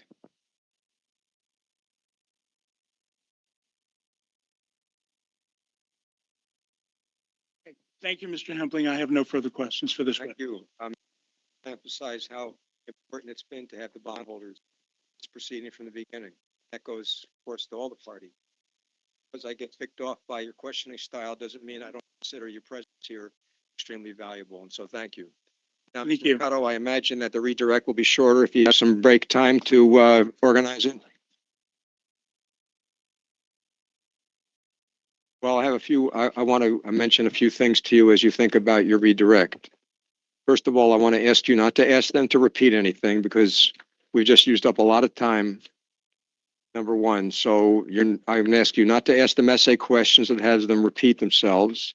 Secondly, the purpose of redirect is to rehabilitate, right? You're a very experienced counsel, is to rehabilitate. I can tell you that sitting here for the last hour, I'm not sure there's a whole lot to rehabilitate about. So try to keep that in mind as you go through the questions so we can move on to the topics that I would hope to get to today. So with that, colleagues, thank you for your patience this afternoon. Let me check the clock here. It's 3:09. We'll come back at 3:25.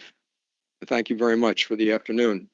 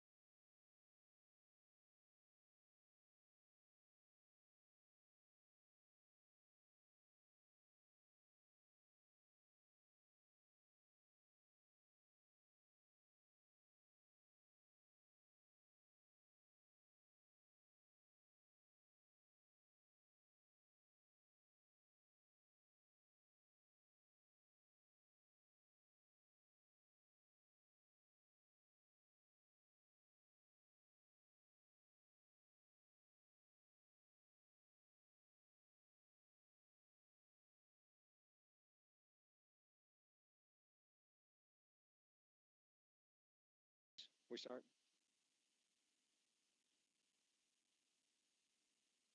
Everybody ready? Ms. Mercado. Margarita Mercado for the record. I will start with Mr. Kevin Burgermeister.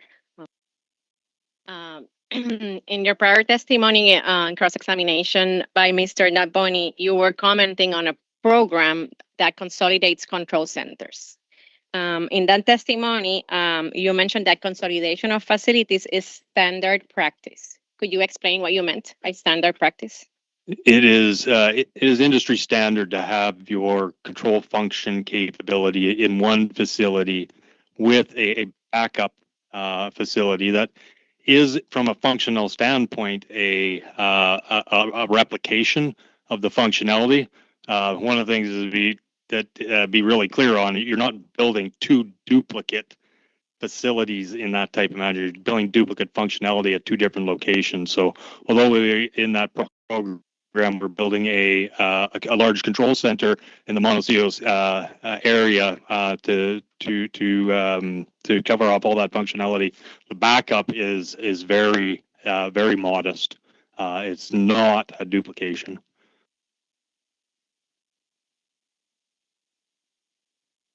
Since when? Since when?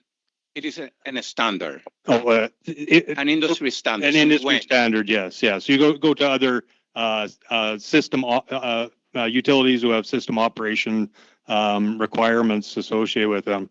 They will not do for the size of the area we're talking about and the number of customers.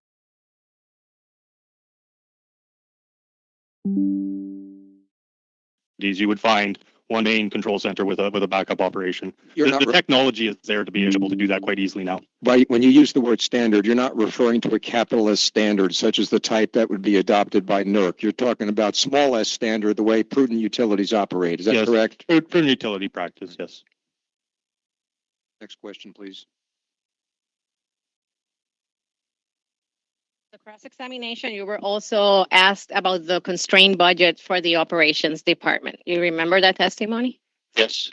And you were asked about your pre-file testimony, in this case, Luma Exhibit 6, a portion where you discussed the constrained budget, and you state that critical elements of other NFC programs would remain intact. You remember that? Yes, I do. Could you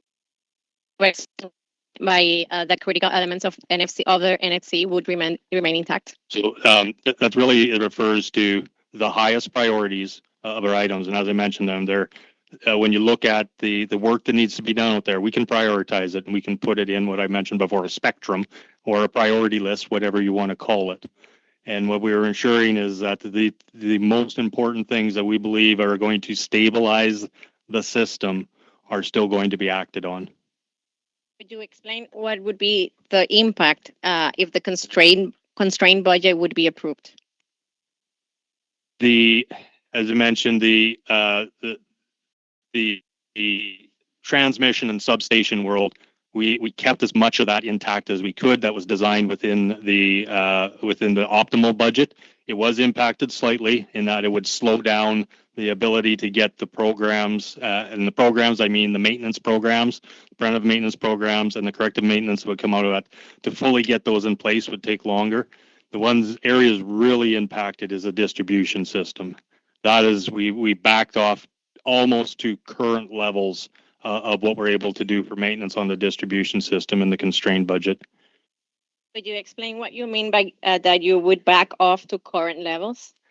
So if you were to look at what we designed in the had in the FY25 budget and how we had to start off FY26 before we provision of the rate case, and what we have there, even under the provisional rate, because there was no increases in distribution expenses there, it's that same type of design where there actually is not a set program for doing maintenance. We go back to having to just look at the highest priorities on worst performing feeders, selecting those ones, do maintenance on those. And when I talked about the program before, I think I mentioned 24 worst performing feeders the year before. That's 24 out of over 1,100 feeders. It's a very tiny amount of the system that we'll be able to do preventative maintenance on. Also inquired about whether federally funded CapEx should reduce O&M spending, and you replied that yes, in the long term. Could you explain what you meant? That's more in the context of looking at the entire system. And as we had talked about that, we didn't put any cost savings into this 3-year cycle from the capital programs because we're not expecting to start to see some of those cost savings. What I'll also point out as well, an important factor is when you're replacing equipment, especially in the transmission world, in the substation world, it comes with more bells and whistles than the 50-year-old piece that we're replacing it, and more technology is associated. And I liken it to you want to go buy a new car right now. If you don't want to have power windows, it's actually going to cost you more to get the roll-down windows, even though we're simple because those are all built into the packages. That's the way that the equipment's the same way. Is it comes with a lot more to it, which actually can have an increase in the technology there. The little bits and pieces that you have to maintain can actually increase.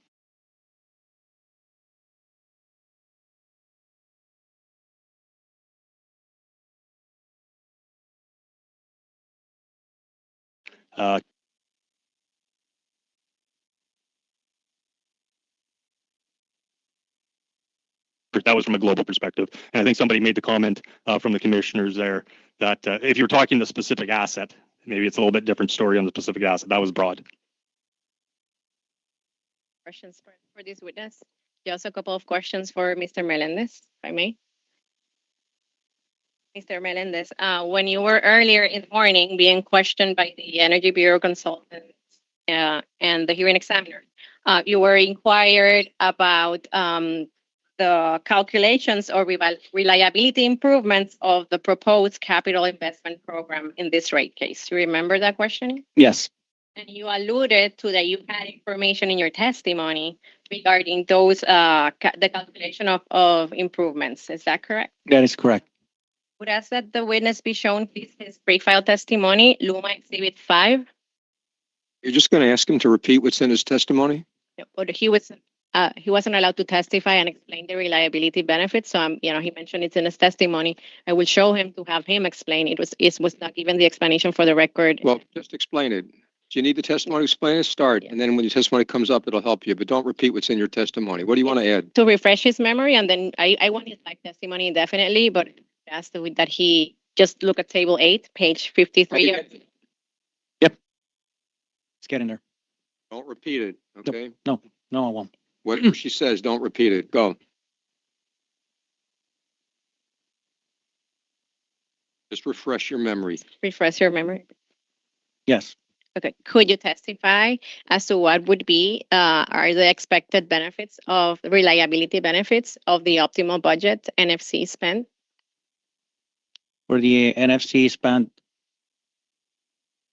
You repeat the question. I'm sorry. Are you just going to answer by reading your testimony? No. We're not going to do that. Just want to understand. Oh, So The reliability benefits that were originally stated were with the baseline of 7.9 as the actual FY24, and by FY25 on safety will be between 6.5 is about 8 to 18%, and then the other one is 11 to 21%, and the safety as far as the range. That's what I was making reference to.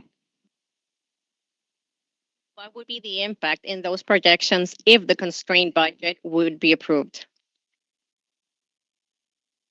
The range of improvement will be less than what is stated in the. I would ask that he be shown Luma Exhibit 74.11. what's that exhibit? Luma Exhibits. It's an RI response by Mr. Pedro Melendez on reliability improvements.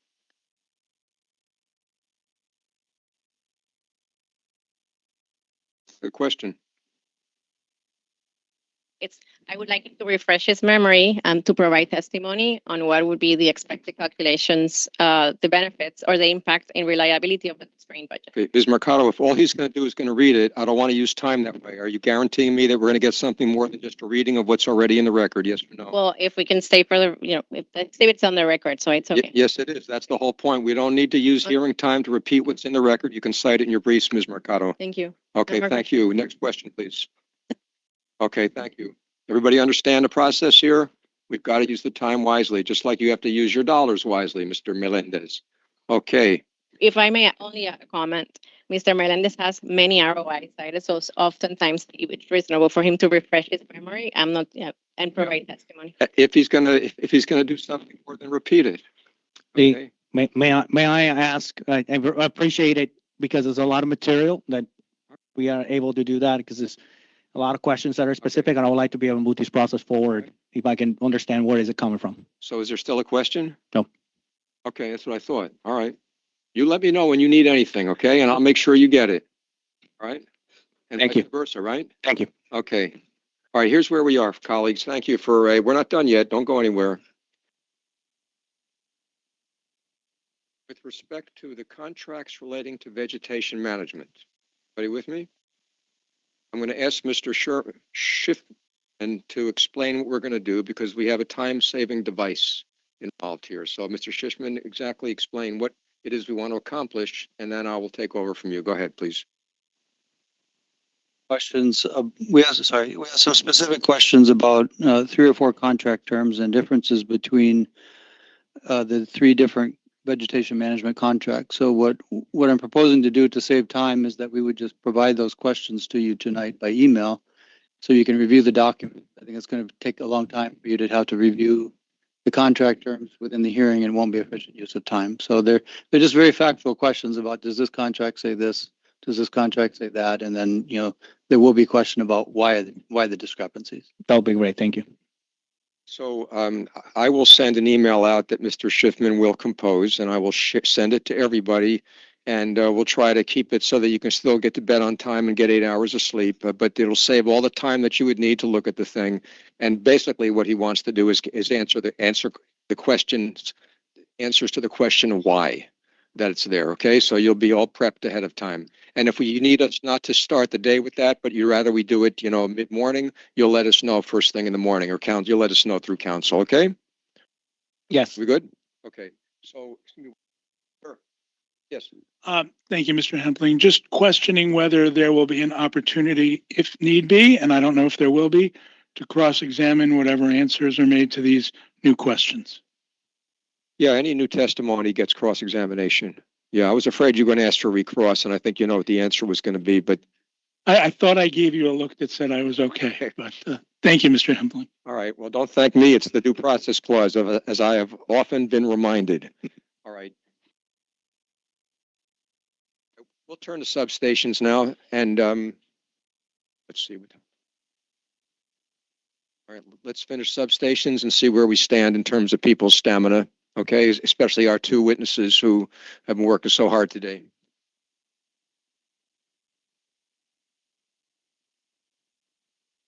The first thing on the substations I wanted to talk about was returning to the priority stabilization plan. So, within that plan, there were 24 substations identified that had contributed to 1/3 of all substation-related outages, 40% of customer minute interruptions. So I wanted to get a status update on where things are at with whatever investments and repairs are needed on those 24 substations, and then also an understanding of what's in this budget that's needed to do anything that hasn't been repaired so far.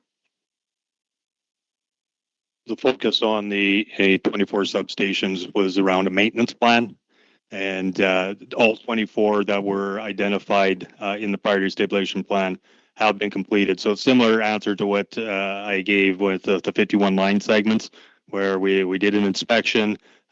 We have standard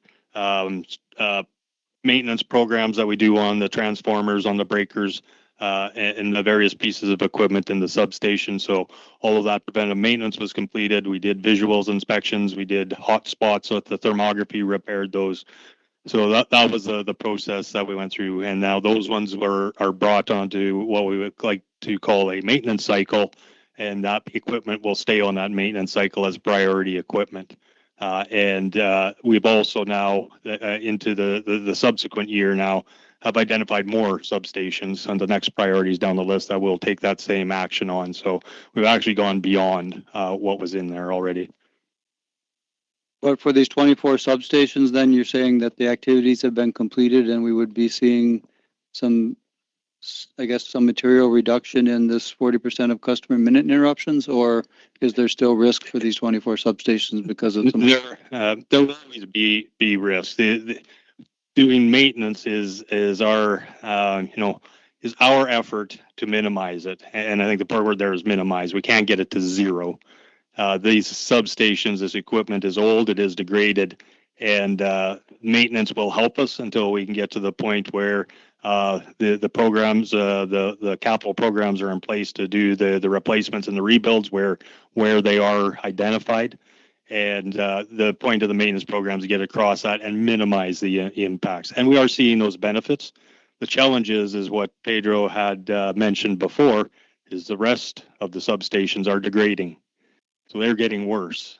So when you look at an overarching reliability metrics, even though we've made this effort and brought things down and seen improvements there, now we're seeing more problems over in other areas and we're now chasing what I'll call chasing the maintenance on the system. And that's why we're really after the dollars that we're after for in this rate case.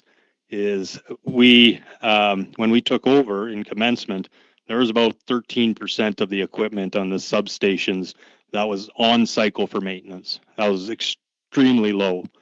We've been able to get that up with efforts like this up to 50% or close to 50%. We're still under 50% slightly, maybe 45%. That is the maximum we're going to be able to achieve with that. And what that means is a maintenance on a piece of equipment that's across all the substations that's similar. We want to do it on a 4-year cycle. So across 4 years, we'll put our hands and do the maintenance on every one of those pieces of equipment around the island. We're only able to achieve 50%. That means it's now going to take us 8 years to put our hands on every piece of equipment around the island. And that's not the cycle that we need to be doing, especially considering the age and the degradation that's in that equipment. So that's, although, you're talking the stabilization plan and the priorities, and yes, we achieved them, we also have to recognize that outside of that, we're losing ground in other areas. So what you're saying is approximately 50% of the substations don't have maintenance, and that's likely to cause additional outages because of that. Is that what I'm understanding? That's correct. That the degradation side of it, it's a net result is maybe the way to think of it. We make an improvement in an area, other areas are degrading and getting worse. The net result that we're seeing is on the side of overall degradation because we not have enough O&M dollars to do the maintenance to be able to get to the point where we can at least stabilize that. But maintenance activities would fix the balance of the problem, or it's equipment issues as well? It's some of both. I liken when the other fact that's in our testimony is that 50% of the assets in this substation are past their useful life. So half of the equipment out there is older than is already past its useful life, should have been replaced already. So that's the one of the challenges we're doing. The maintenance, when you put the maintenance cycle on it, it's a little bit of putting a Band-Aid on a fatal wound. But if we can stop the bleeding a little bit and help things while we get the major programs actually being executed, we can't go out and replace everything at once. There's just not the cash today to do it all, and it just can't be executed. We have to do it over time. So we have to do the best we can with the maintenance to bridge that gap and again minimize the impacts. Okay, thank you. For the next series of questions, I think I want to refer again to LUMA Exhibit 2.05.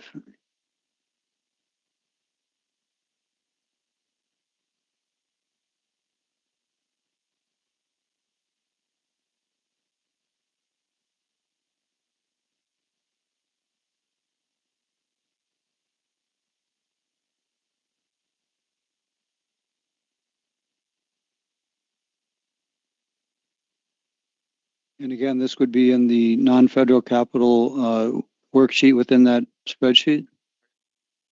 Yes.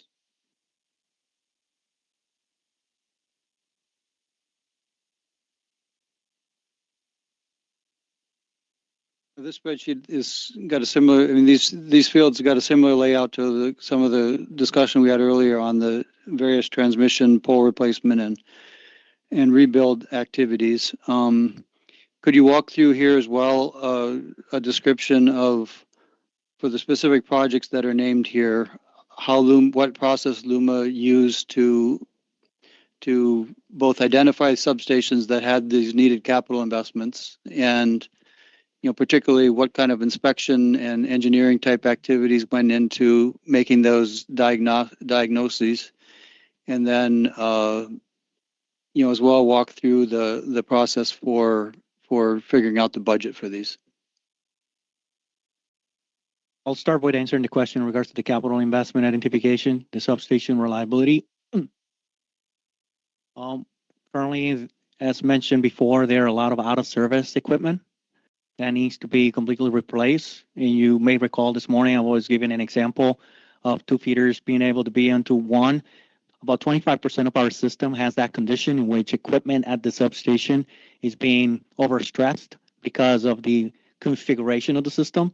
So the investments are being prioritized to ensure we can actually return those assets to its normal configuration with the new equipment.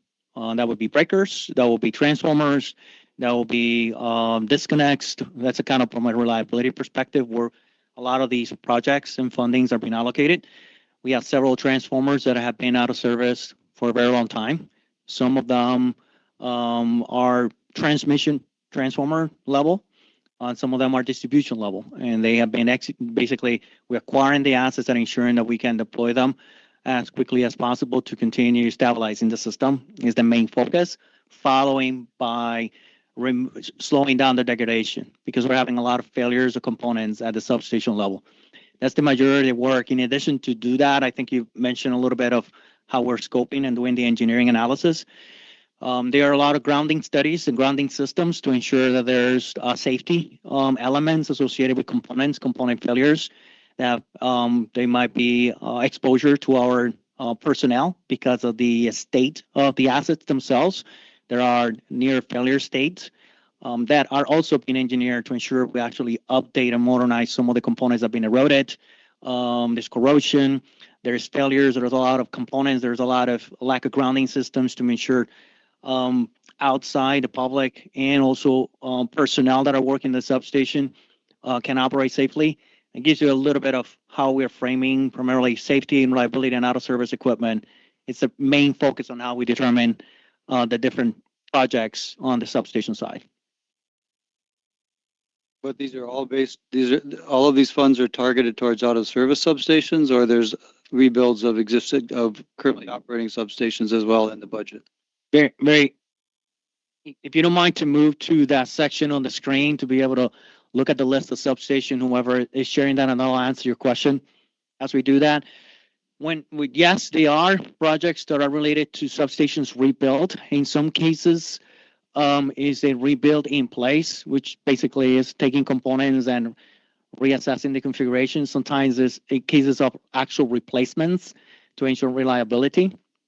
In the event that we have to actually build a new substations in replacement of the existing one, for use an example in the FEMA side for hazard mitigations perspective, I identified those are actually being designed and also worked through the process. So these are in maybe we should walk through a couple of examples. Yep. There's 2 categories basically under substations: one substation rebuilds, one substation reliability. So on Excel line 198, for example. Yep. The first account under that category, T&G demarcation Aguirre. So what is that expenditure? What is meant by T&G demarcation? So between the transmission and generation projects, we've been required to have a meter being added, a potential transformer, current CTs, and actually a meter for revenue class metering. at the point of interconnection between the generation and transmission. That's what that expenditure is associated with. And just reviewing, I guess, I don't know if you have it, have the spreadsheet, I guess, isn't filtered, but basically most of the projects under substation rebuilds are that same thing, right? T&G demarcation? The majorities that are listed right now in this fiscal year, that is correct. Majority of the substation rebuilt then has to be done are being part of the FEMA process itself because a longer lead time, longer engineering, and we have some specifications to relocate some of the substations. That's where we have the actual rebuilds perspective. The other one is primarily focusing on component replacement, protection and controls, which is the ones above, right? Substation reliability focus. Okay, so then let's talk about a couple of examples under substation reliability. So say line 163, XL line 163 is Montecillo transformer replacement bank 1 and 3. So I guess first explain what that project is.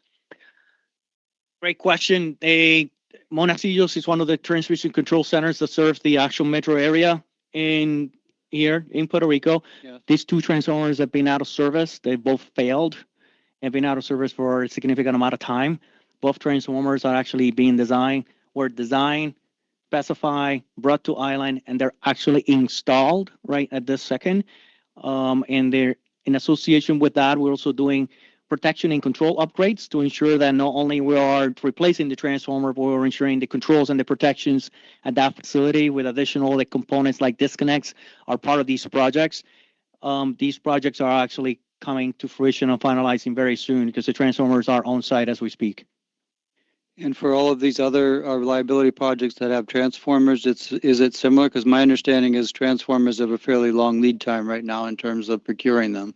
Thank you for that question. I will go through the list and give you a quick update. Viamonte C is already in service. The Caguas TC transformer is being installed and was energized. The Costa Sur is actually manufacturing. It should be on island soon. It's coming from Mexico, factored. The same Savanayana is being transported right as we speak into the Savanayana. It came on island several weeks ago when we've been working through getting it on site and should be placed in service early between the end of December, beginning of January, if all things continue going as planned. And then returning to the question about the federal funding versus non-federal funding, can you explain why none of these are eligible for federal funding, or is this an allocation?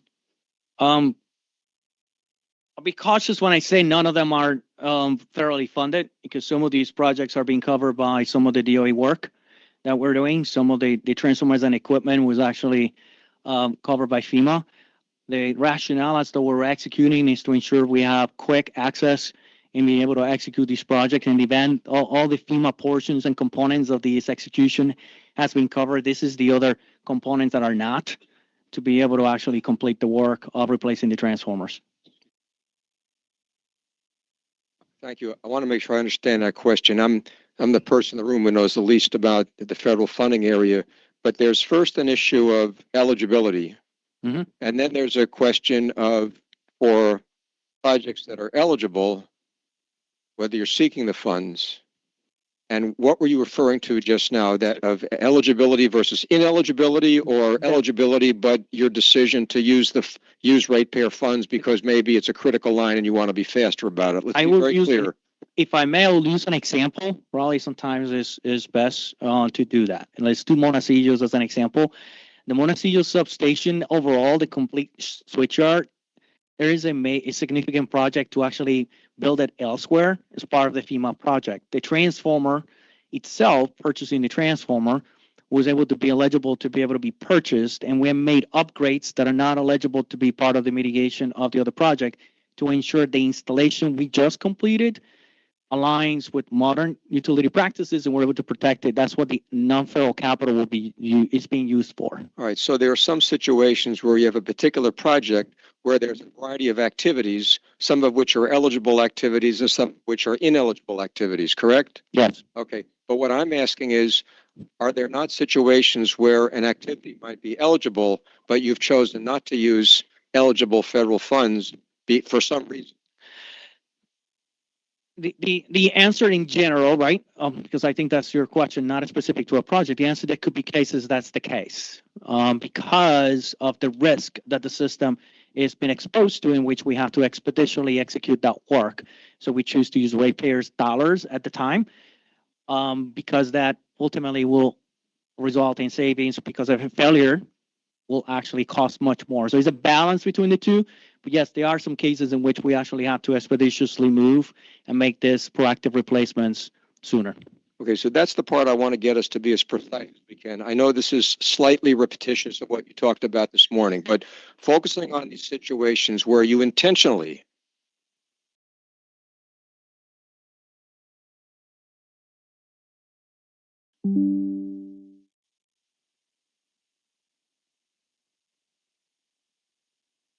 from the honorable commissioners that they want to see maximization of federal funds, and they're going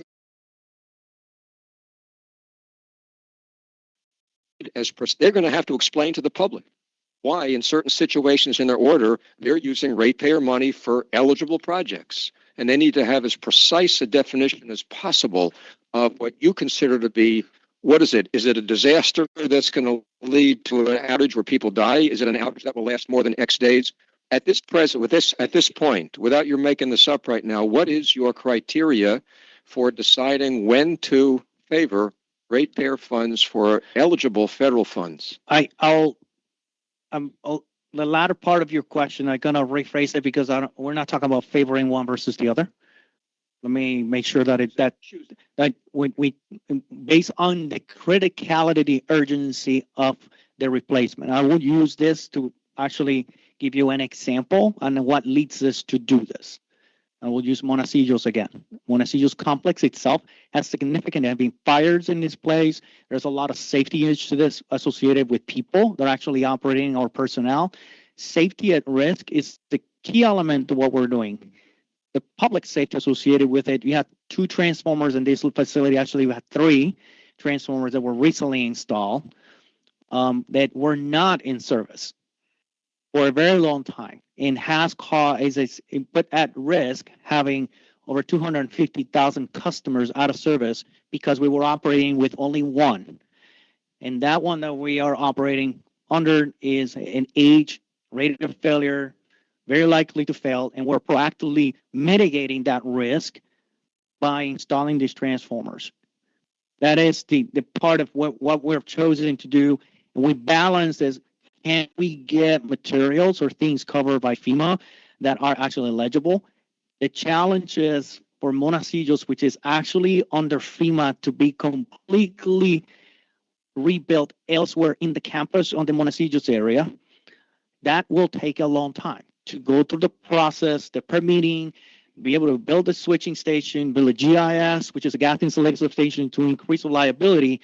They will take years to actually being able to execute that. So we have to weigh in the fact that the system is at the unstable state, and make that determination on where we'll go. And I go back to what I said earlier today, in which there aren't sufficient funds in the FEMA, right? So there's a balance between those two to make the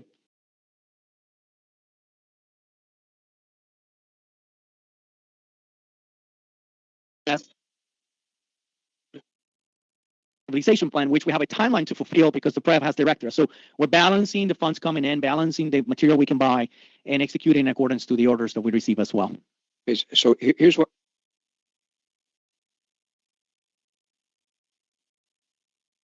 PREP approved a 2-year plan, and we had discussion, and as far as remember, you needed like 48 millions. So you came to us in the provisional rates, and we include that amount. So after that, even after that, DOE, I think, granted that amount of money. So we have to make some kind of reconciliation in the near future. But we have a discussion, and I think we get an agreement that there's some equipment that in order to minimize blackouts and all the stuff, you need to repair immediately. So that's the 2-year plan. So in this rate case, we are talking about investment needed for the next 3 years. So there is a gap of 1 year. So that's what you're talking about? No, That year? no, the question that was asked, but it's related to the dollars that are in the screen right now for 2026 and how they apply for substation reliability of being utilizing non-federal capital. That is what I was answering, right? There are other projects that we're executing through. The question was how we use FEMA dollars to ensure that they're being maximized for these projects. The example I was given with Monasillos is to describe the eligibility of what we need to do on Monasillos, what is eligible and what's not, and make a decision of what is not eligible for FEMA, but improves reliability. Yeah, I fully understand that. That's what happened in the 2 years plan. You have to use FEMA funds, but there is some instances with FEMA that's not covered some works, and you came to us and say, okay, in order to do that in the next 2 years, I need 48 millions. Approve that. And that's what we did. That is correct. Now you're talking about more money. No, I'm not talking about more money beyond that, sir. No, that's what I'm trying to get to. So thank you for re-asking your question. I was utilizing Monasillos, which actually happens to be part of the priority stabilization plan that we're executing. We're ending very soon for the dollars that actually were approved, plus using some of the dollars from federal funding. Federal funding on two pieces. One is from FEMA, and also we just talked about, you mentioned Department of Energy actually being incorporated as well. We do not have those dollars in our hands from DOE. That is correct yet. When we filed this in July, we are utilizing non-federal capital for these projects to continue executing so we can actually get them in service. And that's the state that we're in, which is the question.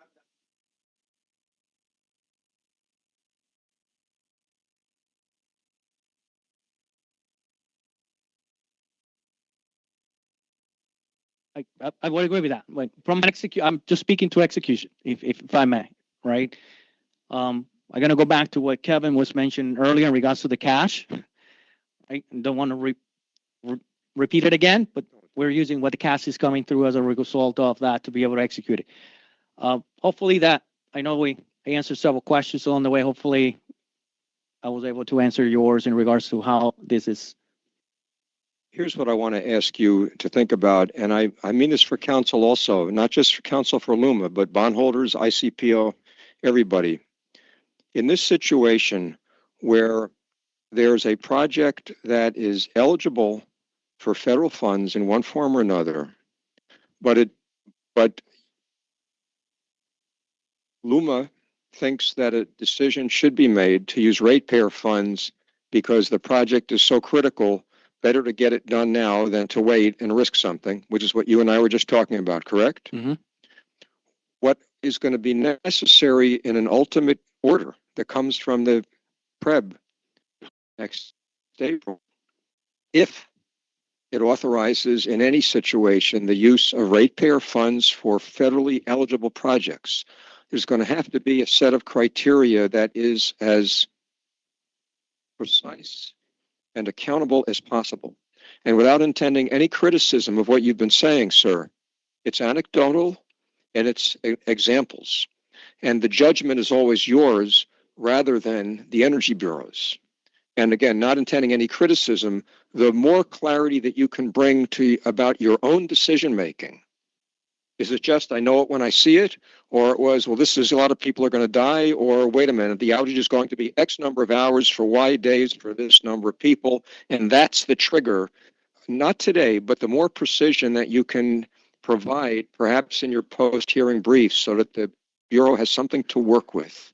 Does that make sense to you? I totally understand, but the reason I wasn't as precise is because we're being very precise on this type of questions, so I need to answer to what I have in my head to be able to do it. But I agree with your statement.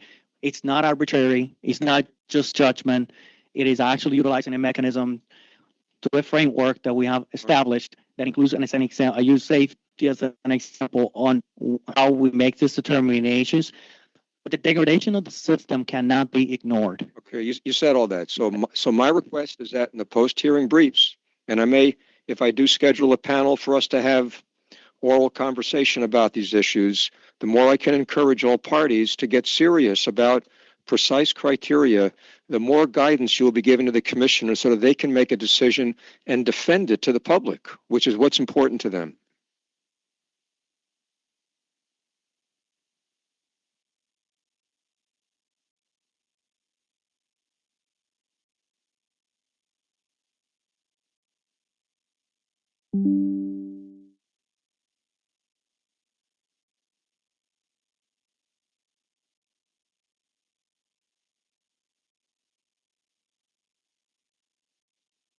Answer the first.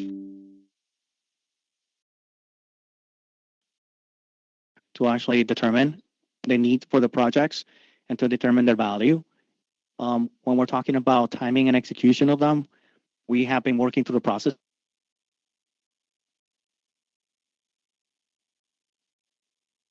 Obligation process to get it through, but which have not been up to par to the needs of the system. So we have been able to balance the two as we go forward. I could understand your question, but it's not new. It's something that we're managing and planning for and be able to have execution plans. What is important, and I'll clarify here, it is we were asked to provide a button-up plan that allows us to achieve a specific targets, right? There's a base assumptions. There's going to be access to the federal funds, but we cannot speculate on whether those funds will be available. So we're balancing both, and that's what we're proposing in the optimal budget. And I think you said in response to Mr. Hempling that, it's not an arbitrary criteria. You've got objective criteria that you've applied in developing these budget estimates. Is that correct? That is correct. So that's something that could be provided in some form or fashion, the more detail about, because it's a little bit of a mystery to me, I guess, when looking at these ratepayer funds, or the allocations to the ratepayer versus the federal, which portion of them are not eligible for federal funding and which portion of these funds are basically specified or allocated towards ratepayers because of this need for a more rapid repair. So if I may, I did provide in my testimony what are the criteria for eligibility of a project into, what are the main drivers on how you attach a particular project of initiative. I suggest this might be discussed during the FEMA process on the whole criteria process and how they're associated to, because I think I could understand, don't get me wrong, it's just hard to attach a process and a funding process for FEMA into the real needs that we have real time. So if we can include that as part of the panel on the FEMA discussions from a processing perspective, because some of these, and to finalize my response, like a substation relocation is a very long process. It's not a 2-3 year process, and that's what we're trying to make sure we balance this, because they are projects, and in order to be eligible, you have to relocate the substation.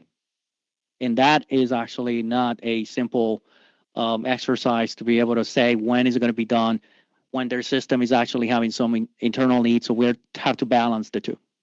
Right, but my question, I guess, or issue is, I understand you can write down the criteria that you applied, but how do we interpret those with respect to these specific numbers that you're asking the Energy Bureau to approve in rates? For example, and this goes back to some of the earlier questions today on transmission. You just talked about moving a substation is a long process, but there's no, in your substation budget, it's got similar characteristics where any named project only has budget for fiscal year 26. And then the cost categories the costs for fiscal year 27 and 28 are, again, general cost categories. They're not related to a specific project. So that continues to be hard for me to understand, I guess, why a specific project that's got both a long lead time, say for a transformer, or if you got to move a substation and it's going to take 5 years, 7 years, whatever it's going to take, why does the budget not have those expenditures laid out with a timeline? I'm going to answer the last part of your question. Because we don't have a level of certainty on eligibility of a project under the FEMA process, we're challenged by being able to actually say what belongs, what doesn't. Right? We are looking for funds, and they all need to go through through the process for eligibility. We have a pre-screening that we can make, but we cannot make final determinations on the obligation of a particular project and the scope of it until it goes through the process. Again, turning back to the spreadsheet, the exhibit 2.05, just one more question on that. On line 178,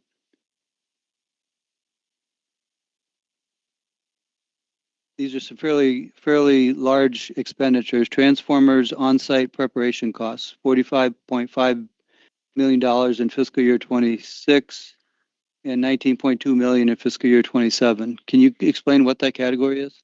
I unfortunately I cannot give you the details associated with that. I'm gonna need to do a little bit of breakdown outside of this. I can only tell you that there is a lot of preparation costs for transformers that we're trying to estimate ahead of time, but I cannot give you more specifics of it because I don't have it memorized. So how is it that we could get that answer? I mean, because this is a significant cost item. Yeah.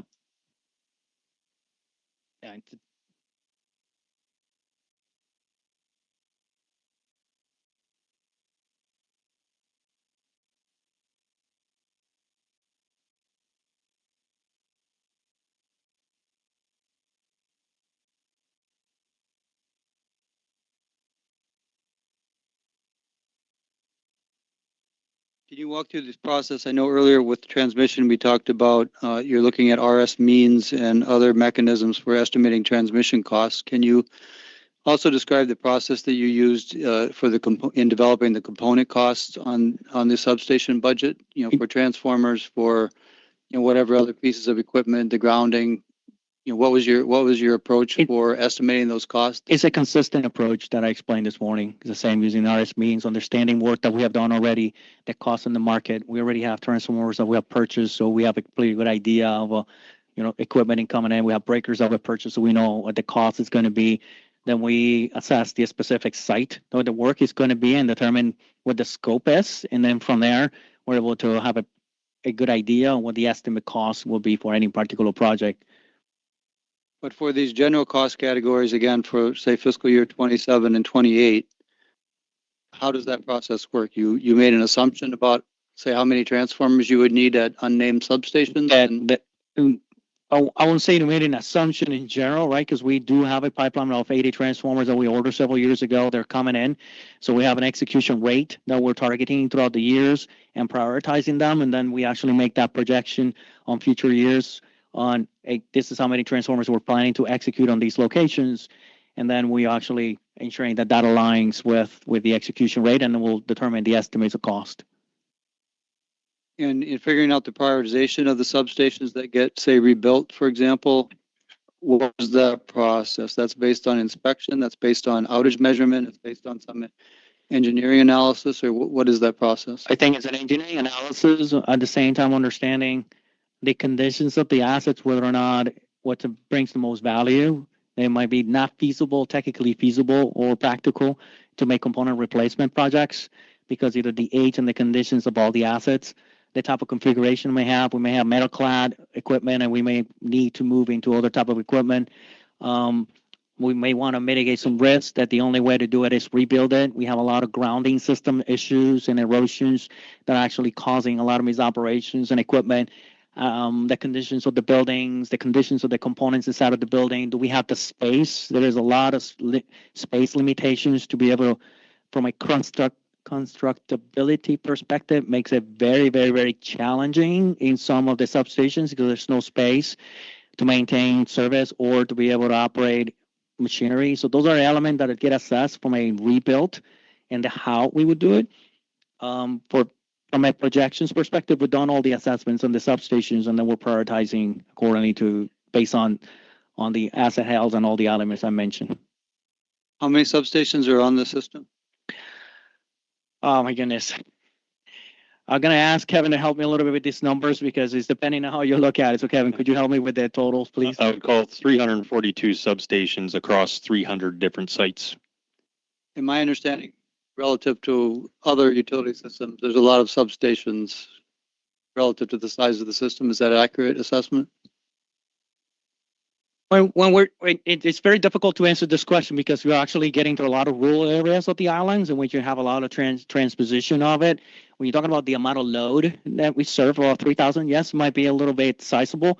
Transformers a lot smaller in quantity, right, and how they serve, and also how the customers are dispersed, right? There are some pockets in the system that are very, very, with a lot of big cities, but then you have a lot of rural areas to be able to reach. So it makes it very complicated. We have a lot of different voltage levels too. Puerto Rico, 4.6, 4.8, 7.8, 8.3, 13.2, 38 kV, 115 and 230. So as you can see, is more than most utilities on the island that I've worked with in my 25 years in the mainland. So it makes it very challenging in how you actually access and execute on these projects. Also, substations have multiple voltages, so it makes it even more complex in which you cannot create some that level of backup and redundancy. One of the items that we're addressing through substation reliability is to establish backup. So we're able to do a N-1 conditions from a reliability perspective. That was not the design practices. So we're modernizing the system and also providing some flexibility to the grid. So it adds a little bit more of how are we going to be able to execute these projects. Is your power flow data has all of these substations in it, or is there gaps in the data? And it's my understanding all the substations are in the power flow modeling. I want to also mention that they are substations that we do not own, that are custom and owned facilities that are interconnected to our system, that are part of the modeling too, right? And how we serve all customers varies. That's why I asked for help on how many we actually owned, because there are lots of them on the island in which the customer actually owns the power transformer. And what percent of these substations have been inspected or gone through the engineering analysis? Are there gaps in terms of, we don't know yet, repairs that are needed, or have they all been inspected and we have a good handle on what's needed physically? So it's a twofold answer what I'm going to give. First is, do we understand what the scopes are in these facilities? For the most part, we do. We're also starting to identify things that are not, I'll call it, readily to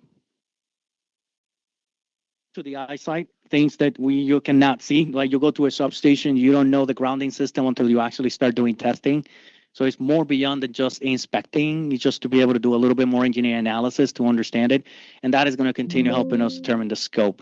Also, we're having failure rates that continue increasing. So the asset health also plays a role on understanding what needs to be replaced. So for the constrained budget and the unconstrained budget, what's the, what can we expect? Like what amount of repairs are reflected compared to what's needed? So the list is pretty long on substation reliability. So here's how I'm going to help provide your perspective on what we have. The optimal budget allows us to make advancements. The actual constrained budget is a pullback on how much we would do. And I'll give you one example. It's 5 transformers less than we would do on replacement of transformers with a constraint versus the actual optimal in this fiscal year. 5 transformers? Less than what we were planning. So we were planning 13. With the constrained budget, we'll be able to do 8, as an example. We know we have more work, so that's kind of a way for you to visualize. It's not we're not doing an entire substation, we're just doing less or reducing the focus and focusing on the highest priority and continue, depending on the funds, that's the execution rate. But on things like grounding, things of that sort, that's reflected in both budgets, or is there a difference? It's reflected in both budgets, that is correct.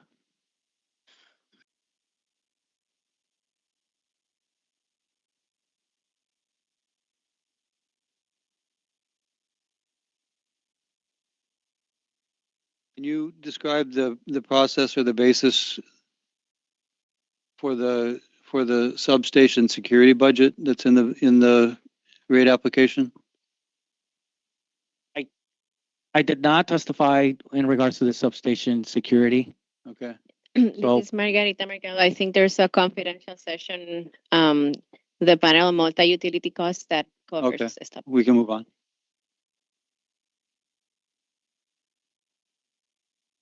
Does LUMA's budget include any, specifically the substation budget, does it include or have you considered any location of battery energy storage at any of the substations as part of your overall, your overall capital plan? Yes. Can you elaborate on that, please?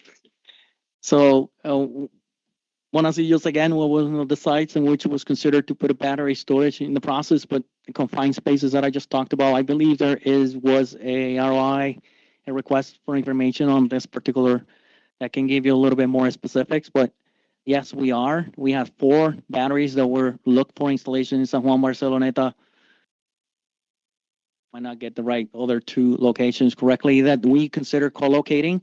We'll definitely look for that. But again, the system was not designed with additional space to be able to add these type of assets. So we have to continue doing the engineering for it, and when it doesn't apply. We're buying land for the battery storage that Luma is installing for that reason. But do you have a list of which sites you're looking at putting batteries on?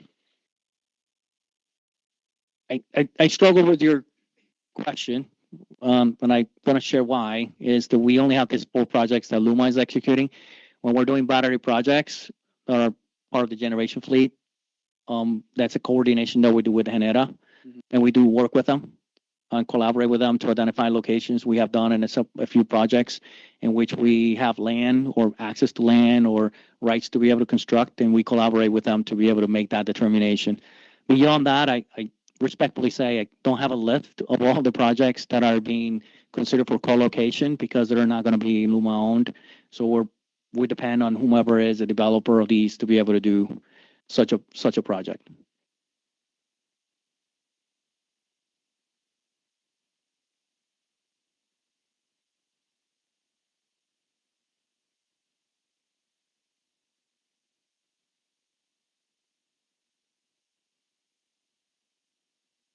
For the 4 projects you talked about, can you tell me what costs are in the budget for the?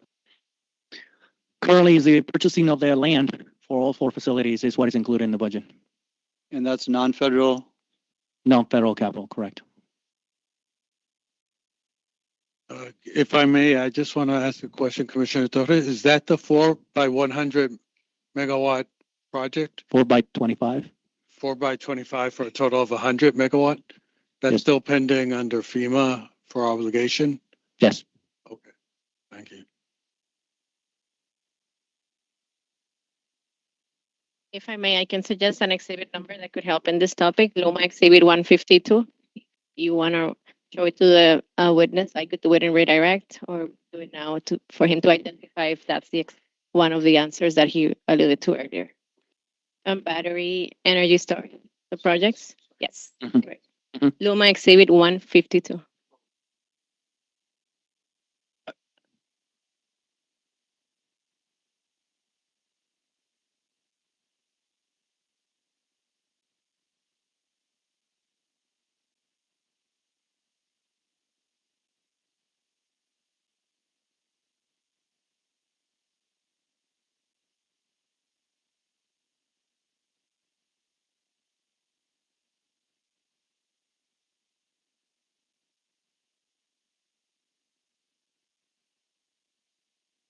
I think the only other substation questions I have are related to Costa Sur and some of the reliability issues that have occurred there with major outages over the past few years, and the idea that there's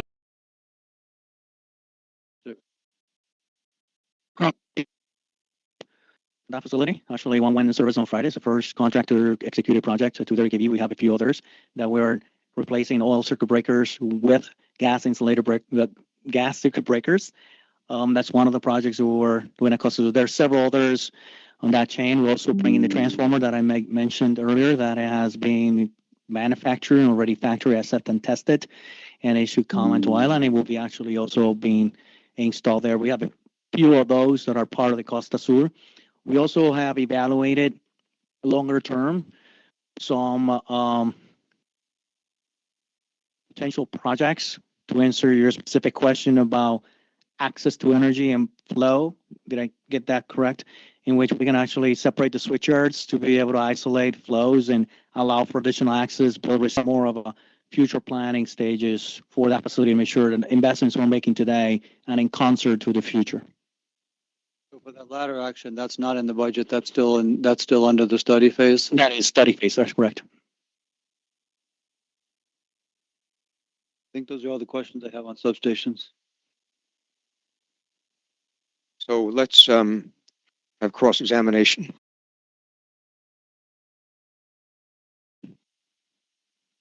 Substations. Who's got cross-examination of substations? Can hands go up, please?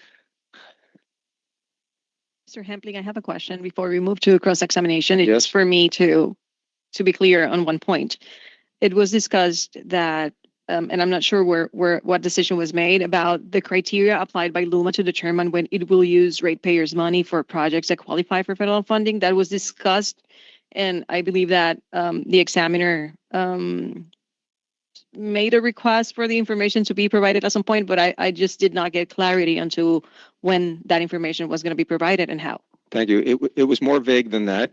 It was a request that everybody think about the problem.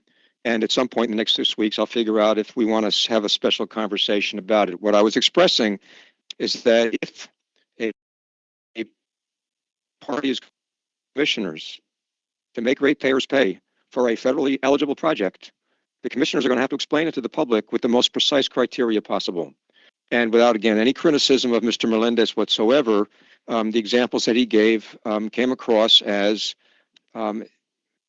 anecdotal. That doesn't mean they weren't important, and generic. And the commissioners might want to do more than that. So I might plan a conversation about that, or I might just make it one of the questions to address in post-hearing briefs. I was not going to make a specific request at this time. Does that answer your question? Does that answer your question, ma'am? Okay, thank you. Now, bondholders, whenever you're ready, I'll tell you what. I'll promise not to interrupt you if you promise to get answers as fast as you can. So please continue. We will do our best. Okay, talk into that microphone, please.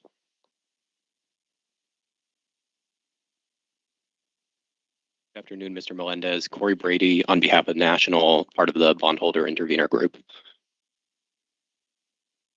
So you mentioned in your testimony a few moments ago that some of the substation reliability projects were covered under the DOE grant. Is that right? Yep. And that included several of the projects that were reallocated by the Energy Bureau in its provisional rate order into the federally funded pipeline, right? Yes. And that reallocation was because of the DOE grant, essentially. Well, you're asking for interpretation of the PREB order. Ask the commissioners, don't ask him. Next question.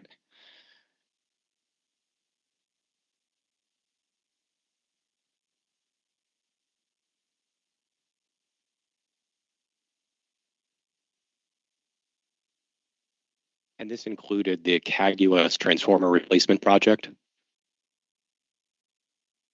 In regards to what's included in it? Under the DOE grant, yes. At a cost of approximately $1.8 million. In regards to what's in the budget, yeah, if that's what you're reading, yes. And the factor transformer replacement as well?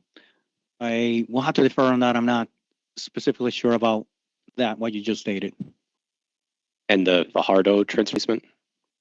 The same will say with that, yeah.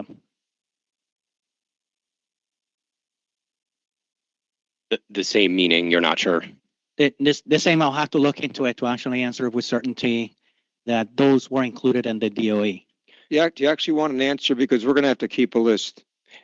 Yeah, could we pull up LUMA Exhibit 74.15? Is the answer in that exhibit?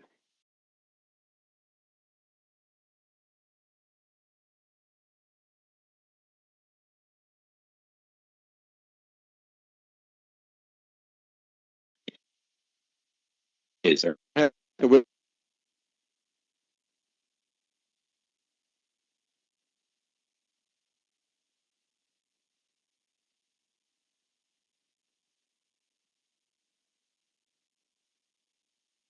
continue. Thank you. Now, you disagree with the Energy Bureau's determination to reallocate those transformer replacement projects to the federally funded pipeline, correct? I strongly believe those dollars. 1 second. 1 second, please. Objection as to relevance. I beg your pardon?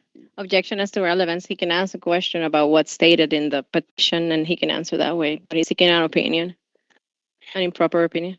Let me ask the question again. It can't be that important. Go ahead. Your testimony is that you disagree with the Energy Bureau's determination to reallocate these projects to federal funds, correct? Answer the question. As stated in my testimony. You stated what? As stated in my testimony. Yeah. He just written it, so the answer is So yes. yes. Okay, okay, go, please. I just want to make sure the record is clear. The answer is yes, right? As stated in my testimony, yes. Well, wait a second. Let's not play games. No, Did you? I I'm say not yes. sure. I say yes. I mean, Okay, he's yes. reading from the testimony. What Okay. I'm struggling with in here is It's okay, sir. it- You're doing great. we're trying to. So, if I may, I do want to answer questions. There's no question What about that. I struggle with is how can I answer questions from Finish your sentence, please. What were you saying, sir? I want to understand what question I'm answering. If I'm repeating everything that is in my testimony, I just want to understand the why, right? Because Yeah. as I want to be able to recollect everything I wrote and everything I attested to, but that's not possible. So I'm trying to balance how I'm going to get through it. That's all. I'm only the hearing examiner, but I've been sitting with you for what, 7 hours now, and I have absolutely no complaint about the performance of either one of you. Okay, so you just keep doing your job. Mr. Brady, ask your next question. And the reason that you disagree is because you believe that even if federal funds are obligated for these projects, LUMA's NFC budget should not be reduced accordingly. As stated in my testimony, I'll further add the needs of the system remains as important as anything else. Every dollar that we need is actually in our optimal budget request. The DOE funds that are coming in are not in our hands.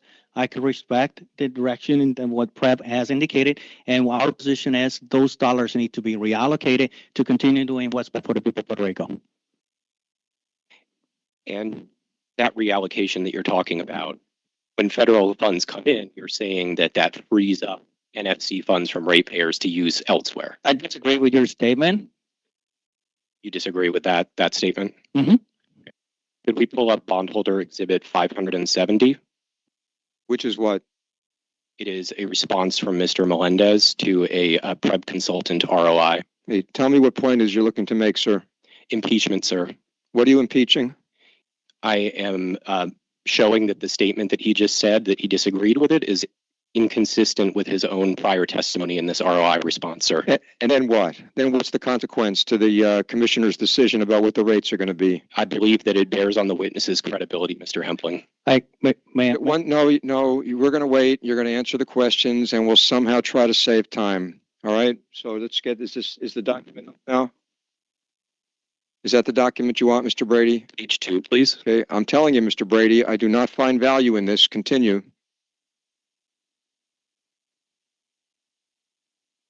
He sat here for 7 hours, and I haven't seen a certain nick in his credibility. Any. Go ahead.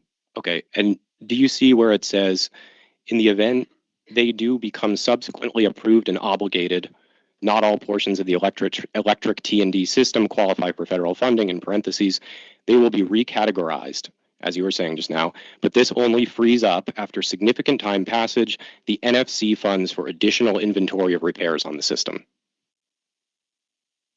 Is that correct? It is as written in my testimony. My response to you was to that specific question you asked me. Okay, so you would agree that when federal funds come in, your view is that it frees up ratepayer funds to reallocate to other projects?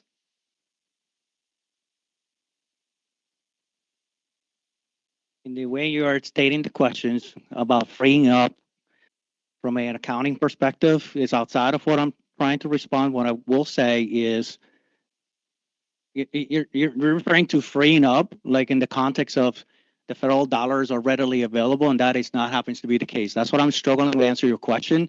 Like the federal process and the federal dollars are not readily available at all times. There are specific processes we need to follow to ensure these dollars do indeed are moved to be able to be available for execution. That's what I'm struggling with being able to answer your questions, is alluding to that once a project is obligated, that the dollars become freed up. That is not the case. So why don't you put it in your own words? How do you understand the relationship in a situation where federal dollars become available? What is the relationship to rate base to rate dollars? In your own words. In my own words, there are several things that can be done when a project is eligible. It could be submitted as a work completed project, and it could be actually reconciled against the system. That is an alternative that exists depending on the eligibility of the work and the eligibility of the in regards to the federal funds. When the work is executed with NFC, right, we'll be able to reconcile between the two and be able to continue moving forward. That is one of the ways. What I'm struggling with the characterization is the lack of understanding on some of the execution pieces of FEMA. And I'm struggling to answer the question because my question is on the basis of technicality. All right. It's fine. As long as I get you to answer the question that I think he's asking in your own words, we'll be fine. Okay? Don't worry about what he's trying to achieve. Worry about making sure these people understand what's going on. Okay?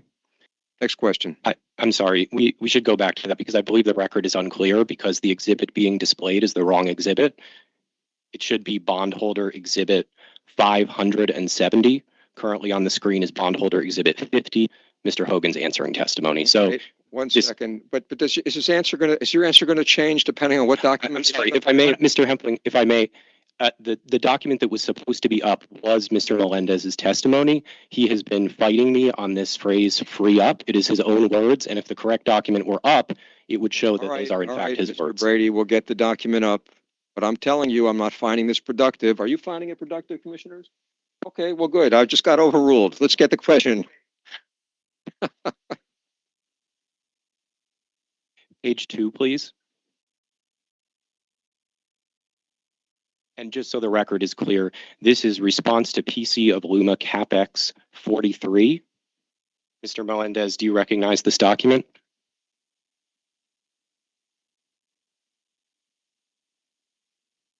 And you can scroll up to the first page too if you need to, I believe. I don't have control of the document. Oh, I understood the witnesses would be able to control the laptop. Is that not true? No, they don't. We're going to see if we can change that for tomorrow. So remind me during the break to discuss that. Okay, so now that we're on page 1, you see it says responder Pedro Melendez.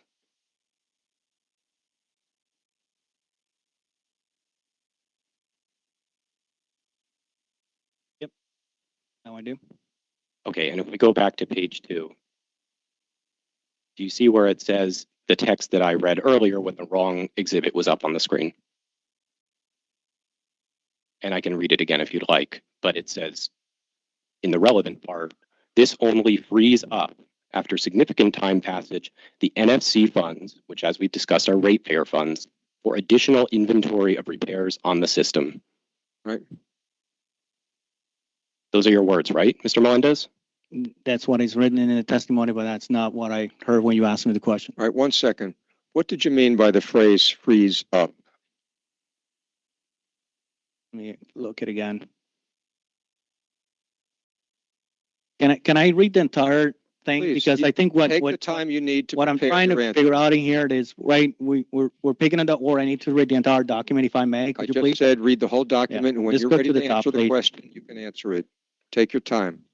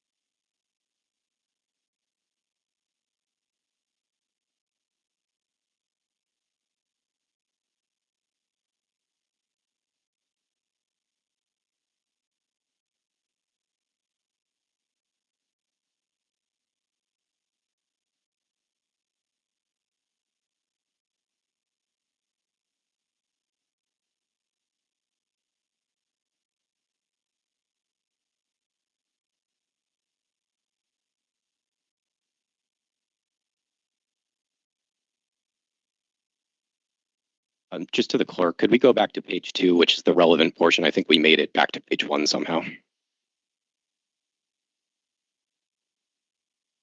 I think the witness wanted to read. Oh, I'm sorry. Were you finished with page 1, Mr. Melendez? Can you go back up, please?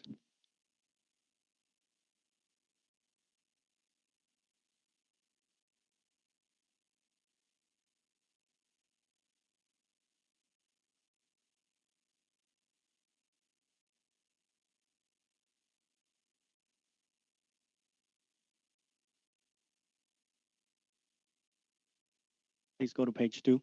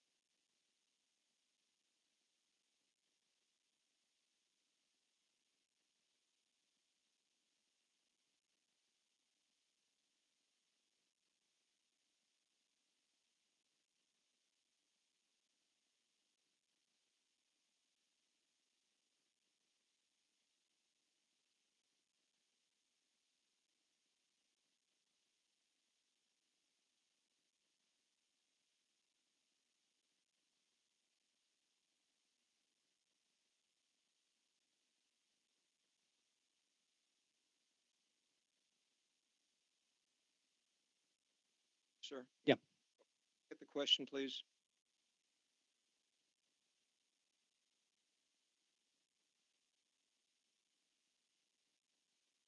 Your view, Mr. Melendez, is that when federal funds come in on a project, that frees up the ratepayer funds for LUMA to use on other work. Is that right?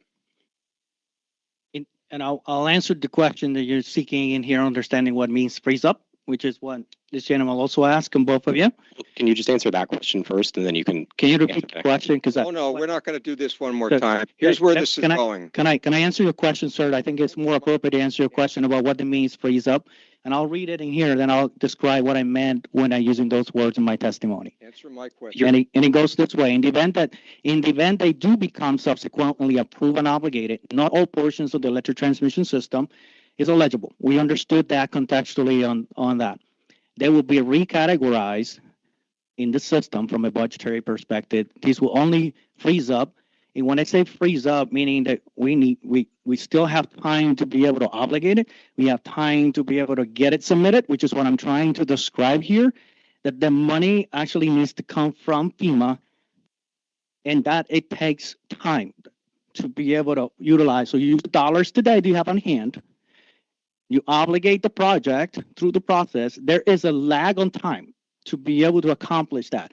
That is when the dollars will come on. When we talk about collection, which is not my area of expertise, and the over collection, there is a true up mechanism in future years. That's what I'm trying to articulate with the freeze up.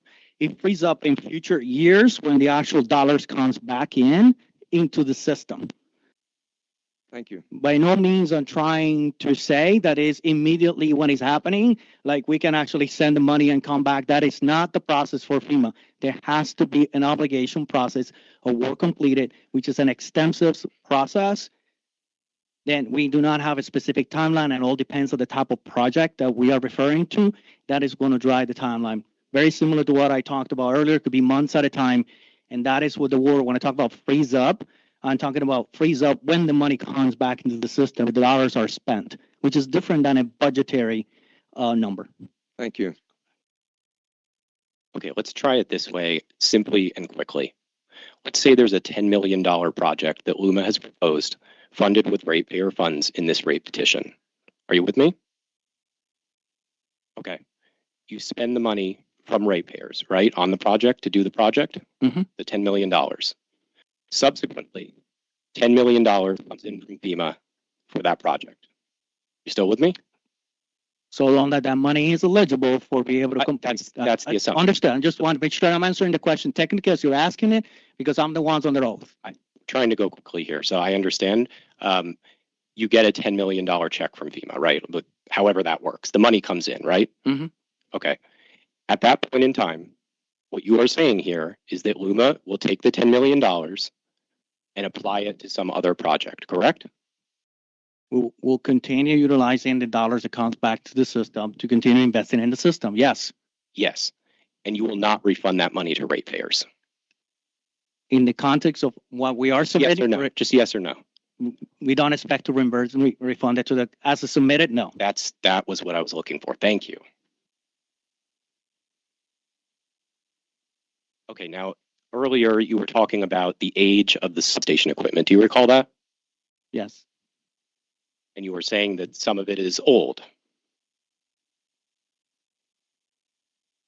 And I believe that you mentioned design life expectancy as well when you were talking about that. Mhm.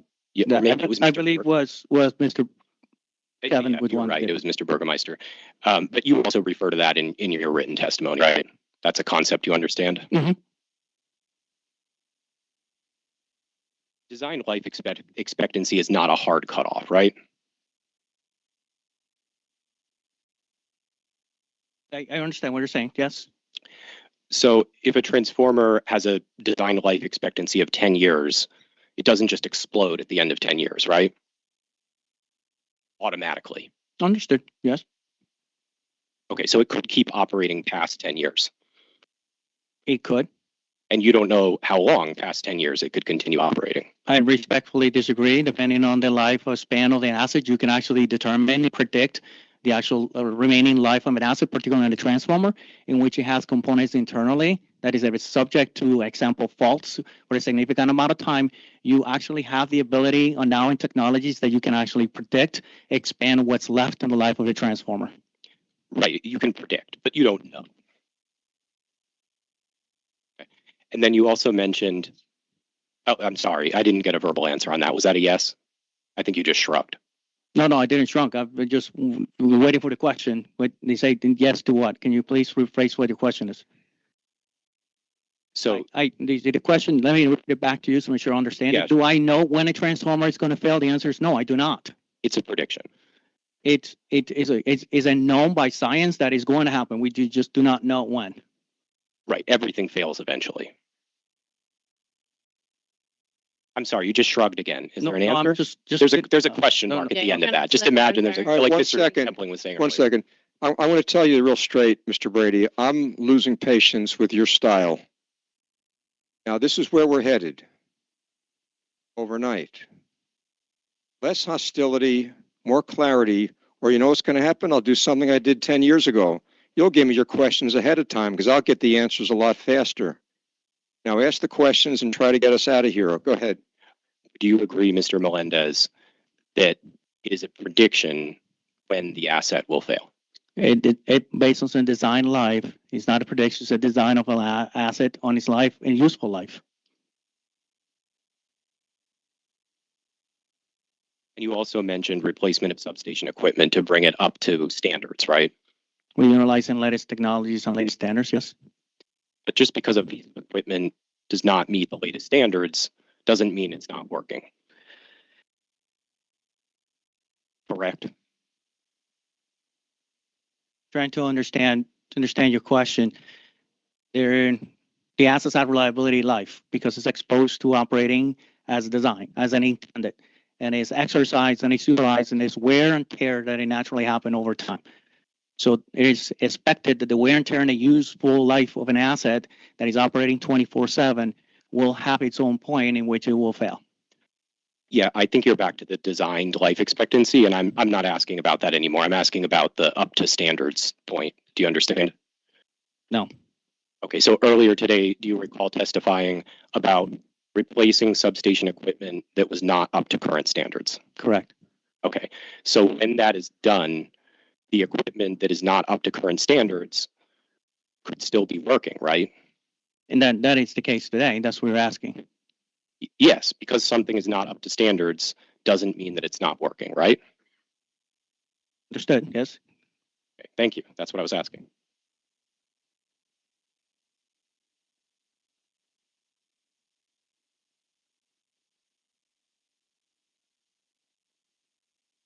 The total ratepayer funded cost of the substation reliability program is approximately $363 million in the optimal budget. Does that sound right?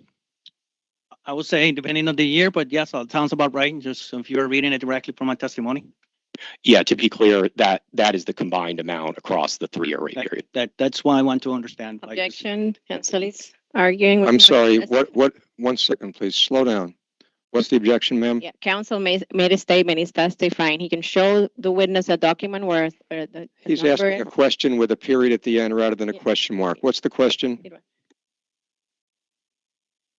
I was just trying to clarify that I was referring to the entire 3-year rate period, which I think was what Mr. Melendez was getting at. This was just for the clarity of the All right, record. next question.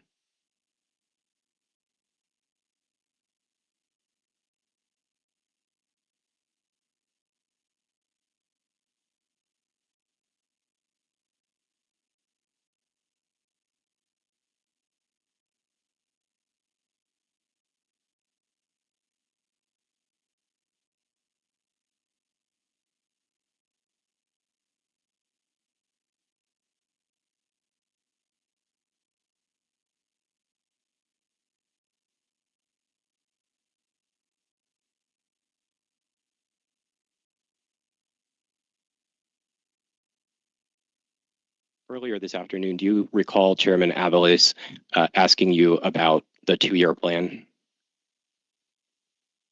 The 2-year plan? No, I don't recall that specifically.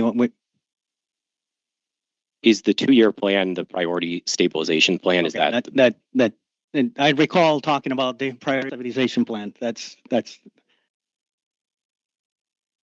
and you gave an example related to Montecillos, right? Yep. So just to be clear, are you saying that all the substation reliability and substation rebuild program projects, NFC projects, in LUMA's rate petition fall under the PSP?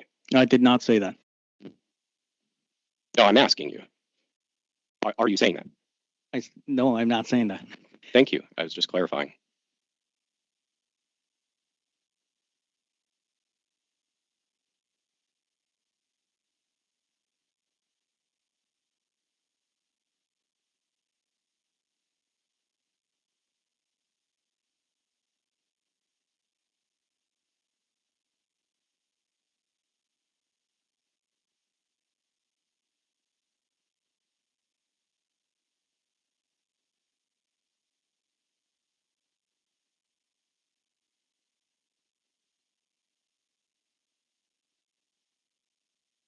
Do you believe that when LUMA receives federal funds on a project that was funded by ratepayers, that presents an opportunity for LUMA? I'm sorry. I want to be able to talk about my own beyond my beliefs. What we're trying to get, so I can help you answer your question. Sure. To clarify, an opportunity in terms of the capital programs department that you manage specifically. In regards to the federal funds being able to come in, is that, can you please repeat the entire question? Sure. So this goes back to the example that we were walking through earlier. So if federal funds later come in on a project that LUMA spent ratepayer funds on, does LUMA view those federal funds being received on the project that it already as an opportunity within your department? And when you're talking about as an opportunity, I would like you to contextualize what you mean when you've been I have opportunity. no idea what you're asking. Opportunity to do what? And I would like to make a suggestion to think about overnight, okay? And I may be wrong about this. And trust me, I've cross-examined a lot of people and it's hard, and I appreciate the attention that you're giving to the details. But I want to suggest that you think about this concept of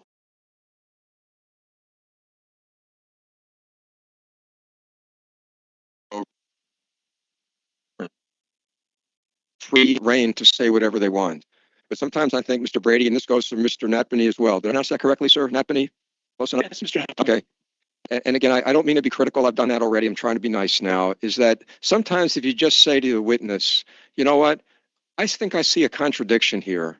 I hear you saying this, but I hear you saying this, and I'm kind of worried about this contradiction. Would you please explain yourself?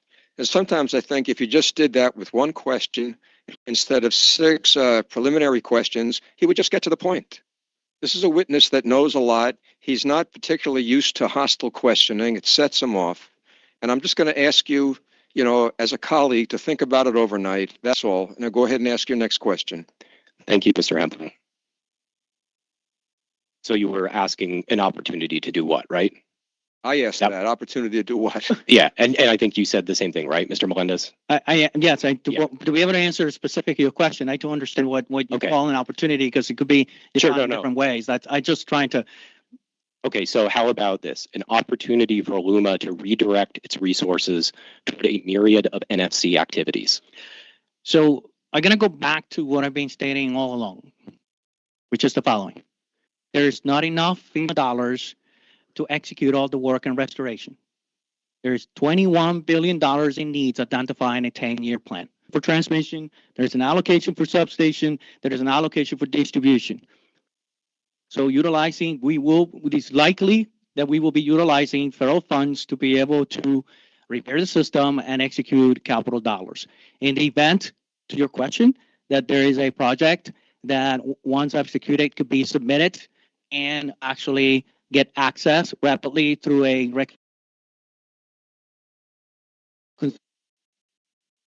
work dollars into the back, they will be utilized because there is enough need to be able to execute it. That is what I'm trying to illustrate, and every time I'm answering your questions, is that yes, there's federal dollars, yes, there's a process to follow, but then the need is bigger than that, and we have to be prudent on how we're prioritizing the work that needs to be done to ensure the people of Puerto Rico get the service that they need. When you say the need is greater than the funding, again, you're referring to a 10-year or longer period, right? I'm referring to what has been studied for all the needs of the entire system. Well, just now you cited the 10-year plan. That's correct. There's a $21 billion has been identified that has been filed with the PREP.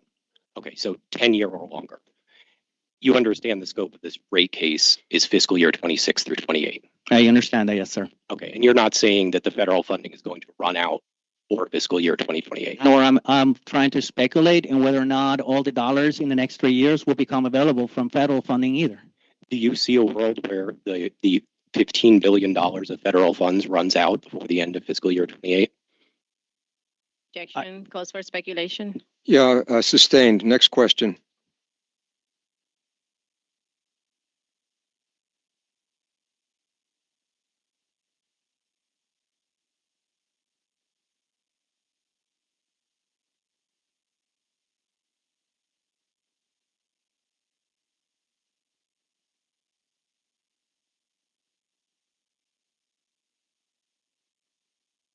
Okay, switching gears to the substation rebuild program.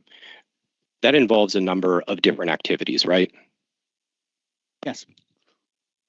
And one of those activities is to harden and modernize substations Yes. and upgrade them to the latest standards like we talked about. Correct? Yes. And then you also mentioned relocating substations, right? That's one of the alternatives, yes, in some projects, yes. Would that be, for example, if the substation is on a flood map? Correct. Okay, thank you. And then another activity under that program is building new substations, right? In the event that necessary, yes. So where a substation may not exist now and you're building a new one for whatever reason, right?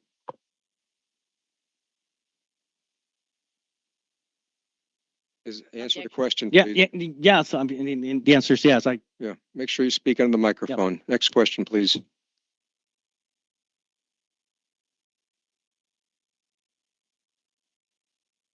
And for the hardening and modernizing, similar to the transmission poles that we discussed earlier, that is basically to strengthen a substation, right? Yes. It doesn't mean that the substation is not functioning at present, right? The substation is not operating as designed.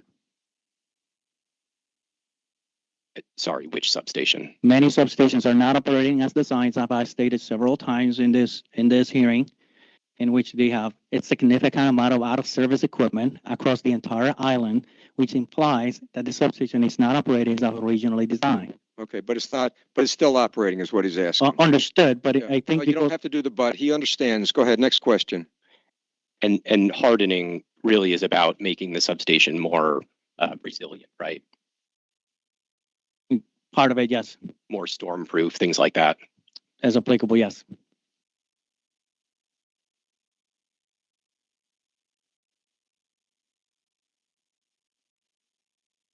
So for the relocation that you mentioned, that means that the substation, if it's in a flood-prone area, that means that the substation could be flooded if there was a bad enough flood, right? Yes. But not that it's currently flooded by standing water. One second. What is the objection? Okay. Right. That's fine. I'm having trouble hearing too. Sorry, I'm doing my best with this microphone. You are doing your best and we appreciate it. Did you hear the question? I didn't hear the question, and if I repeat it back again, it says the substation is not currently flooded. I'll say I will say that there are substations that had washouts and have water on them, but at the end it's flooded in the context of being completely inaccessible. I don't know of one right now. It's more about mitigating future flood risk. It's mitigating realistic exposures that the system has, yes.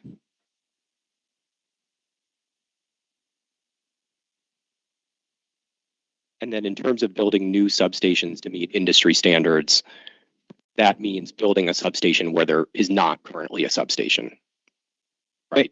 If it is new, it's a two-part, right? If it's not to move load into a new substation, or you might be able to replace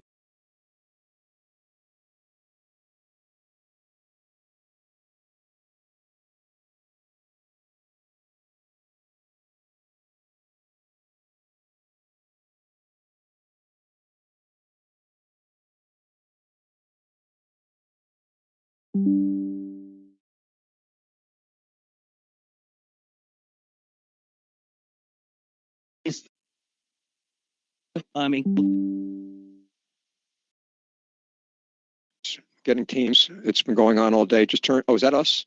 Oh, is it my fault? Oh. All right. So blame me. Thank you. Everybody's in a better mood now.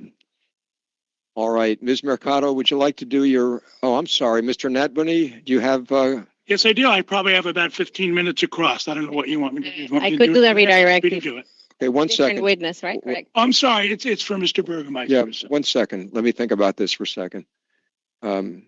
Would you like to do your redirect now? Once again, redirect is for rehab, not for repetition. Do you have rehab redirect? Further witness? Just have a few Go. questions. Rehab, right? Yeah, for clarification. Okay. All right. No repetition, Mr. Melendez, just clarification and rehab. Margarita Mercado for the record. Mr. Melendez, in recent questioning by Mr. Brady, he was asking about hardening a substation and asked you, proposed to you that that's about resiliency. And you said part of it. What do you mean by part of it? I meant part of it because you could be hardening a substation and not add additional features to it, and it gets hardened just by utilizing new technology. I will provide you an example, replacing an oil breaker. You're hardening a substation with a gas breaker, you get the reliability associated with it, but you also get the resiliency that comes with new standards and designs because they're built in. That's what I make reference to, a component level type of resiliency. Thank you. Or hardening, I'm sorry, I should say. So ask whether replacement of substation equipment, because if the substation is not working up to standard, it may still mean the substation could still be working. Is that the standard that you apply in your capital prioritization for the rate case, whether the asset, in this case, substation, was still working? We are applying prudent utility practices and what you would do with assets that are out of service and how you will operate facilities as a utility providing service to improve reliability to customers, which includes the replenishment of assets to ensure there are the best configuration to serve customers. You were asked a hypothetical question, maybe you remember it, about a $10 million receipt of a reimbursement by FEMA, and whether that hypothetical amount would be reimbursed or to customers, right? After the FEMA money is available to Luma, and you answer to that hypothetical, no, that it wouldn't be reimbursed. I would want you to explain the context in which you were responding to that hypothetical. So the hypothetical for the $10 million was in regards to when the dollars will come back, right? Because you are receiving the dollars today for non-federal capital to be expended. And when you go through the process of obligation of completed work, because it's considered completed work, if it is eligible, it will go through it. The dollars will be actually part of the FEMA dollars in future months, future years. We do not know the timeline. That's what I was making reference to, trying to illustrate when the dollars will come back. Those dollars will continue being part of the execution of work for the people of Puerto Rico. And then I added to my feedback, my response, that there is sufficient need for that amount of dollars, which is $10 million, recognizing that this is indeed $21 billion in regards to how we can actually reposition those dollars to continue doing the work that we are charged to do. That the work to benefit the people of Puerto Rico, are those ratepayers? The people of Puerto Rico are ratepayers. Mr. Natpany, please. Thank you. Mr. Burgermeister, again, William Natpany from Cadwallader, Wickersham, and Taft, representing Assured Guarantee and speaking for the intervenor bondholders. When your various parts of the operations department did their budgets, including for substations, did the departments define clear performance or reliability targets, such as specific SAIDI, SAIDI, or SAFI, SAIFI goals to measure reliability improvement for projects? That is not the way we designed the programs and designed the budget. That The was answer is no, right? that was the the fallout of, we build this is the result we'll get. Okay. So did Luma quantify the reliability improvement that stakeholders can expect to see for each project that you're requesting funding for? Not each project, no. Okay. And you would agree that budgeting without clear reliability metrics makes it difficult to evaluate whether customers are receiving value for what they're paying for, right? 1 second, please. Is there an objection? Objection. I think it calls for speculation. Let me You hear, can answer. relax. Let me hear the question again, please. You would agree, wouldn't you, that budgeting without clear reliability metrics makes it difficult to evaluate whether customers are receiving value for the projects they're paying for? He can answer. Right? He can answer. So I would disagree with you and it's the direction that you come at that. And that's what my answer from your first question was, is that we designed the work that we need to do from a maintenance perspective based on what the system needs. And we designed a maintenance program to be able to achieve that.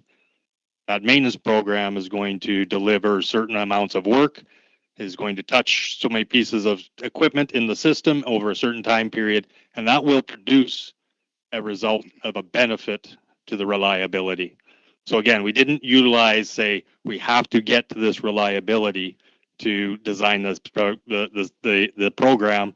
We built the program because this is the program the system needs, and this is the result we'll get from it. Sir, 1 second, please. He's asking a slightly different question. It seems to me there's an obvious proposition. The more metrics, the more accountability. Yes? Correct. The fewer metrics, the less accountability. Right? Correct. Do you operate without metrics for success so that there's no accountability within the company? Yeah. No, I agree with you that you need the metrics for the accountability. Right. Yes. And in this area that we're talking about, do you have metrics that you think create accountability within the company? Absolutely. Well, give us an example. The SAIDI and safety. Those are the two key metrics that we utilize. Vegetation, we talked about miles cleared this morning. All right. Safety wise, things like that. Continue, please. Okay, but just so the record is clear, in setting the budgets that formulated the rate application here, you did not use SAIDI or SAFI as metrics to determine, what benefit the customers would be getting for each project, correct? So again, I want to be crystal clear for you on I this. appreciate that. So SAIDI and SAFE were not used to build the maintenance program. Maintenance program gave us the ability to calculate the benefits that we would get. And yes, we are setting metrics around that we believe we can achieve with this maintenance. So we will have metrics, absolutely. It's just which is the cart before the horse type of thing here. Right. So you're doing the metrics after the budget, right? Correct. Okay. Now, in your prior operations testimony, when discussing an NFC request for the substation reliability program, you mentioned now I'm quoting you, factor of 15 to 25% capital investment, NFC, to O&M activities when discussing the estimation of the quantity of deficiencies requiring replacement. Do you remember that? Yes, I do. Okay. Now, when we talked about this previous factor, you talked about, the factor coming from engineering judgment within LUMA, correct? The end result coming from Right. engineering judgment based off of industry standard. Okay. But not written industry standards, right? This comes back to that we're not dealing with a typical system. Okay. That you can apply industry standard to. Otherwise, we would just go get the number out of the book and utilize it.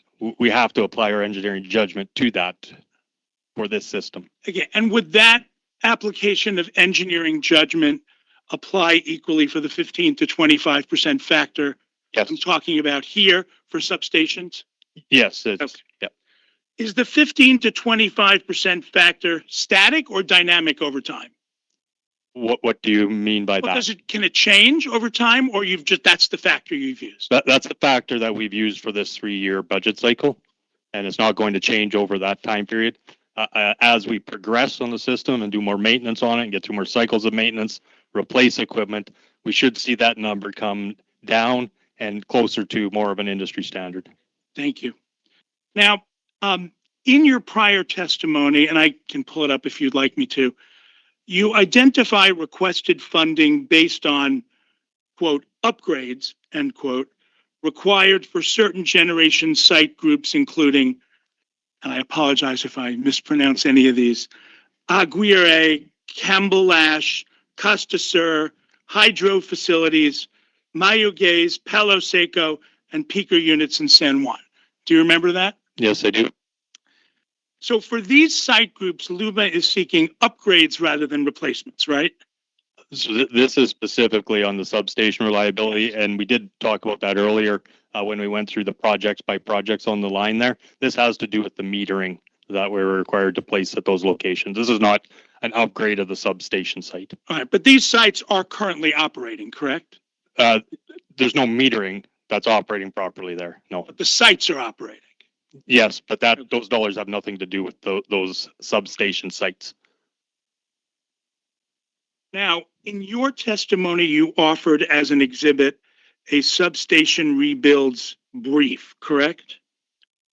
Yes. And in the brief, do you recall that LUMA was seeking costs for completing what it called a high-level assessment of substation status? Yes, I recall that. Right. And high-level assessment is different than an ongoing assessment process, correct? Your ongoing assessments can be high level. Right, but in your program, you're talking about a specific high-level assessment.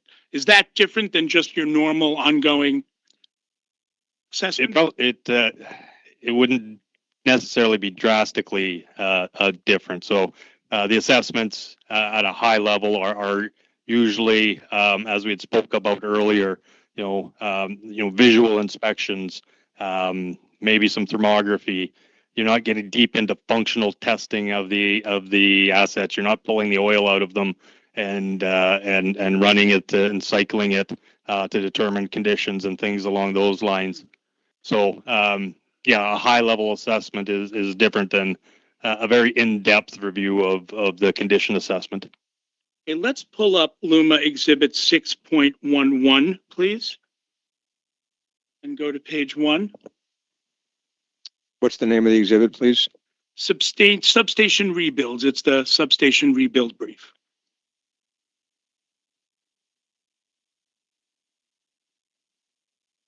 Let me know when you can see it.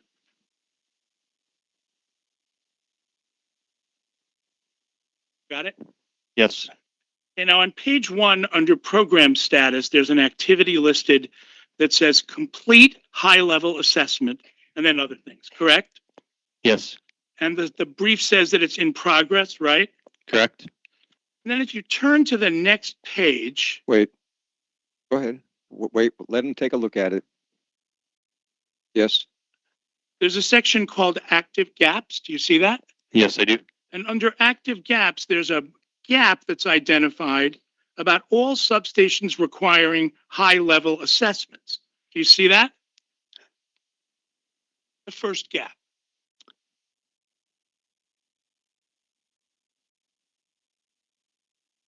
The first one, I see one down near the bottom there. Oh, the green one. Okay. Yeah, the green one. You Okay. see that one?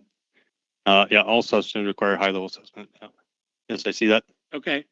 And it's bolded in green, right? And that means that the gap is closed, right? That one specifically, yes. Right. So the high-level assessment regarding substations in this gap is completed, correct? The component that we did at the front end transition, yes. All right.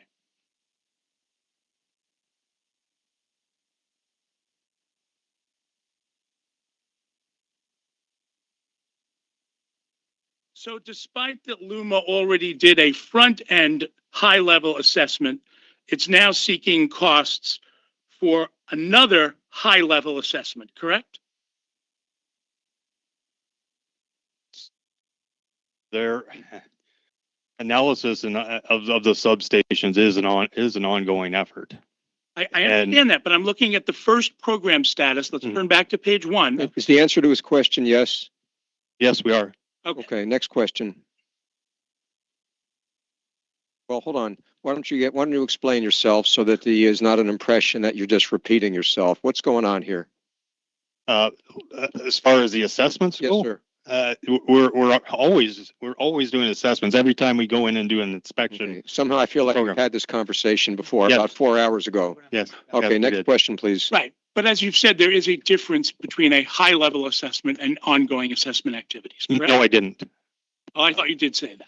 No, I said that the ongoing assessments can be high level assessments. Right, but I think you also identified, and if you can correct me if you think I'm wrong, that there are generally certain things you look at high-level assessments that you don't look at the general ongoing assessment process. So I think we're just mincing words here, and I'm not sure this is going to be as productive as we hope it would be. Okay, so I'm sorry. Hold on. I apologize for interrupting. Go ahead. Go ahead, sir. So this high level versus ongoing assessments, we're mincing words around things. We are regularly doing inspections on the substations. That is standard practice. And whether you want to put it down that we can only do a high level assessment at the start, and if we're going to do another one later, that's not reality. We have to be continually inspecting the substations, understanding their condition. These substations, we talked about being beyond useful life, and I think there was a challenge of, hey, useful life is just a number. It can go longer than that. These substations have not been maintained for decades. We are dealing with substations that are in dire needs. I can give you an example of one of these assessments that we just did, where we went in and did an inspection. And we were expecting to go in and spend 4 days on that piece of equipment, on that transformer. When we got in there, we found serious damage to it. We found 60 gallons of water in the oil, which is insane. That is not what we could get from a high-level assessment. We need to get in there and do the inspections. That is what's required for us. That's what we're asking money to do. Is it your testimony that each of the ongoing assessments that you do for substation are what you call high-level assessments? It's a yes or no answer. I'm not going to. Testimony, yes or no? We do ongoing inspections of the substations. I'm not going to get into whether it's a high-level assessment or not. So you don't see any difference between a high-level assessment and ongoing assessment? They're all high-level? I can tell you what we've asked for money for here, and that is to go in and do a programmatic inspection and a standard maintenance program on the substations. I just want an answer to my question. Is every assessment you do for substation a high-level assessment? Yes or no? No. Okay. Now, could you turn to page 3? Mr. Natwini, 1 second, please. Mr. Chairman, please. I need to clarify that. I'm just confused. I mean, you can do a high level and then you can go back and do a high level, but you can come back and do a detailed one. That's the way it works. Yes. Looking at page 3. 1 second. I'm sorry, Mr. 1 second. Will you finish, sir? Here's what I'm getting from it. I mean, I have seen this for a high level in all kinds of contexts, and always makes me go to sleep because, except that I've never been so wide awake as I am right now. Is there any way you can give us a definition? Because it sounds like there are different levels of assessment. It's a spectrum, but there must be something that's distinct about what you call a high-level assessment. Is there one that you could help us with? I would say that it was fair to use that type of terminology at the front end of when we were actually going through the transition, and we had to do across the system a quick overview of where we feel everything. Quick overview. Yeah, exactly. But once you got here, you're not in the you're not in the quick overview business anymore. You're in the business of making things happen, which is to look at every detail that you managed to look at. Is that correct? So who is the person who keeps putting the word high level into these documents and getting you in trouble? Was that you? Apparently, when I reviewed and signed off on it, I didn't read it close enough. All right. Well, find a person in the Luma bureaucracy who's getting this kind of trouble and straighten that person out. Mr. Natpany, next question, please. Thanks. You could just turn to page 3. How much more do you have, sir? Maybe 2 questions. Excellent. I like that. Go. There's a section called Timeline and Milestones. I think we need to roll down 1 page. If you look at the section called Timeline and Milestones, are you with me? Yes, I am. There's a timeline indicated there for in fiscal year of 2025 H2. What does H2 mean?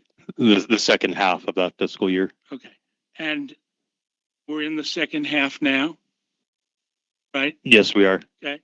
And the timeline in Milestone indicates you're going to complete. Actually, we're in fiscal 2026 now, aren't we? Mm-hmm. Sorry, yes. Okay. So according to this timeline and milestone, you should have completed your substation assessments by the second half of fiscal year 2025, correct? By this, yes, we were hoping to. And the first page indicates, and then the first page says complete high-level assessment under program status is still in progress, correct? Yes, it is. Okay. I have no further questions. Thank you, Mr. Natpany. Ms. Mercado, would you like to do your redirect now, please? I don't have any questions. Okay. All right, colleagues, is there anybody else who wants to cross? Okay, let's do a few housekeeping things. Can I, first of all, thank the panelists for being here all day, and particularly the 2 witnesses who endured all the questions. And please, you're welcome to stay and be bored, or you're welcome to get up and go. I'm going to do a little bit of business here with the council. Okay, so thank you very much. We will start once again at 9 o'clock tomorrow. That's all. Thank you, sir. Thank you, ma'am. Hey, sir. Sorry, just before everyone leaves, I just wanted to say on behalf of all here, I thank you in particular to the PREB staff, and I've been very cordial in making what is a very difficult first day and a very difficult process a streamlined and really, seamless process. So I'm sure everybody else here feels that way. So just wanted to let the record reflect that. Thank you for that. All right, let me talk with you very briefly, and we'll get you out of here about some housekeeping matters. not in order of importance. First of all, with respect to PREPA's motion regarding my orders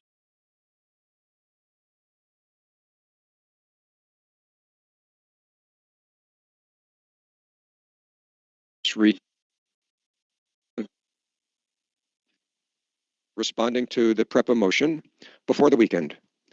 So it is my recommendation that the bondholders or anybody else that wanted to write a response to PREPA just relax.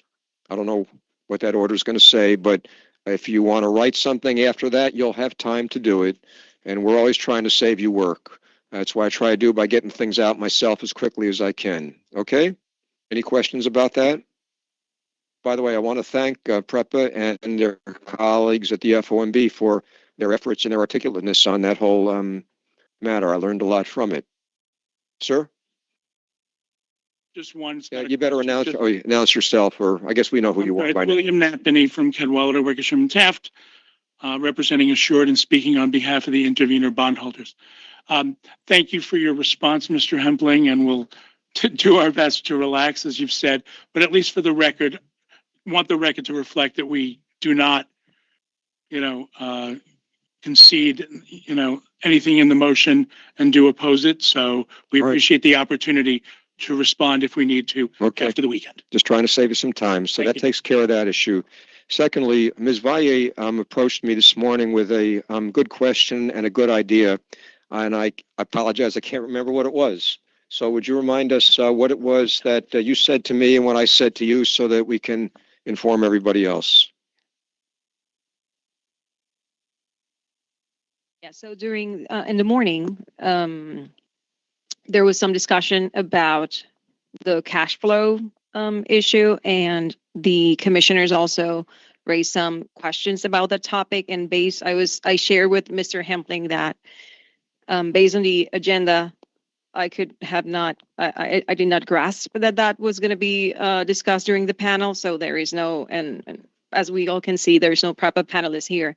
And I asked him that we made some arrangements so that PREPA could state its position on this matter, because I noticed not only from the testimony, but from the questions from the commissioners that this is a highly relevant topic to them.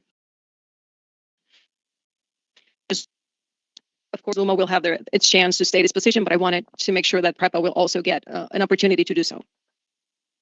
Okay, thank you. And there was no substance was discussed in that meeting. So what I suggested was this: if there's a situation where a dialogue occurred, for which another party has a witness with knowledge, that what the council should do is make a note to themselves and write questions out.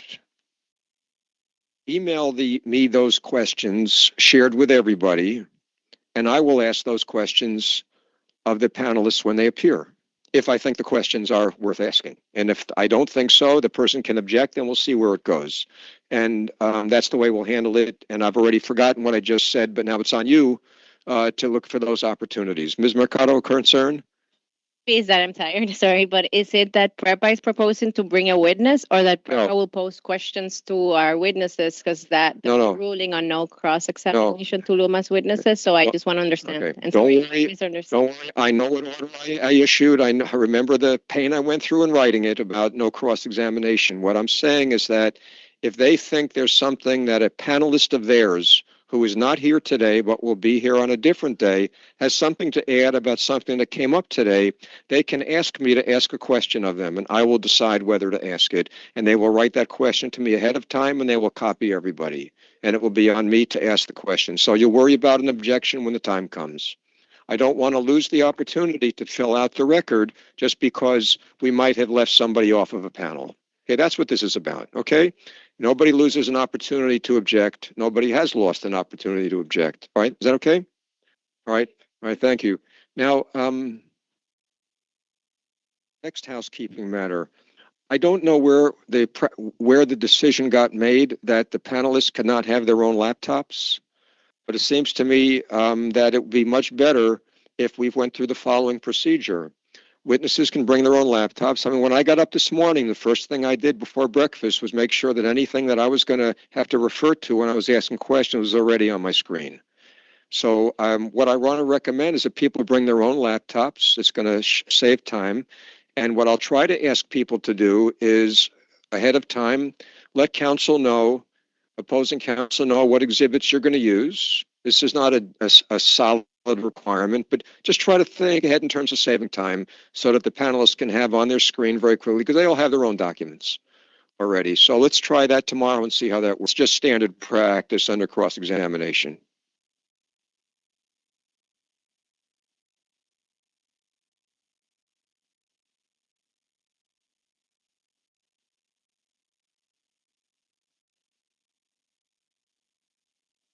Everybody clear on that? On this question multiple times today about the difficulty that, well, let me restart this question. There are many views in this room about the proper use of ratepayer funds versus FEMA funds. Of all the issues that the commissioners will have to make in terms of the revenue requirement, that's one of the most important. Can I just remind people that Mr. Guimel Cortez, in his testimony, gave careful thought to a method by which that tension goes away, at least in part, because that's why it's there. That's why it's there, so that we don't have endless arguments about why are you using ratepayer money when there is such and such here. It's a flexible concept. I'm not going to defend it. It hasn't been cross-examined yet. But please remember that in the context so that we don't overuse time having the same argument again and again and again about what the criteria are. Study Mr. Cortez's concepts. Be ready to question him on it. Be ready to have your own thoughts about it. We can use the thoughtful people on the panel to amend the concept on the fly and try to reduce the tension that we have over this issue. We're lucky to have two sources of funds, the customers and the federal government. They're both uncertain, aren't they? So let's see what we can do to manage the uncertainty, because that's a necessity for all of us. All right, 1 second, please. I think that was all. I am not ready to deal with your motion because I've been busy today. But I will try to, I will look at it tonight. This is the motion relating to an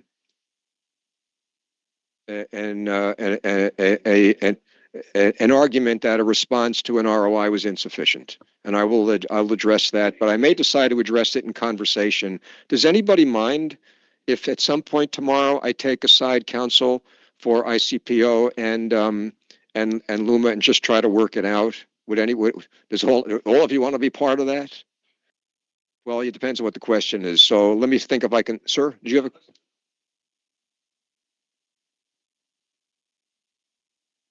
Which one is that? I don't know that he has to be, but okay. I'll think about it tonight. Is there anything else that anybody wants to say? Anything to add? Any questions? How was lunch today? 60 minutes enough? You want it to be 65? Ms. Miller, Yes. 1 second. Lunch. 60, 65? Yeah. Are you? I think we need a bit more than an hour just coming up Okay. at the building. All right. Well, why don't we Exactly. try 65 tomorrow and see how that works? And then we'll go to 66. Well, I have to tell you,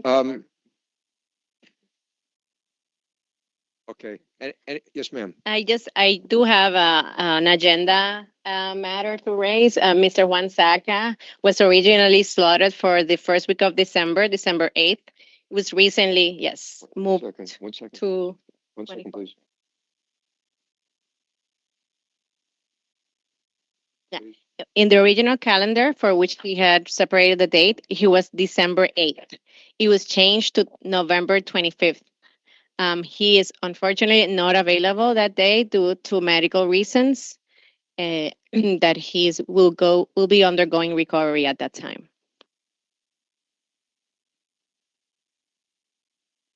Would be available December 8th.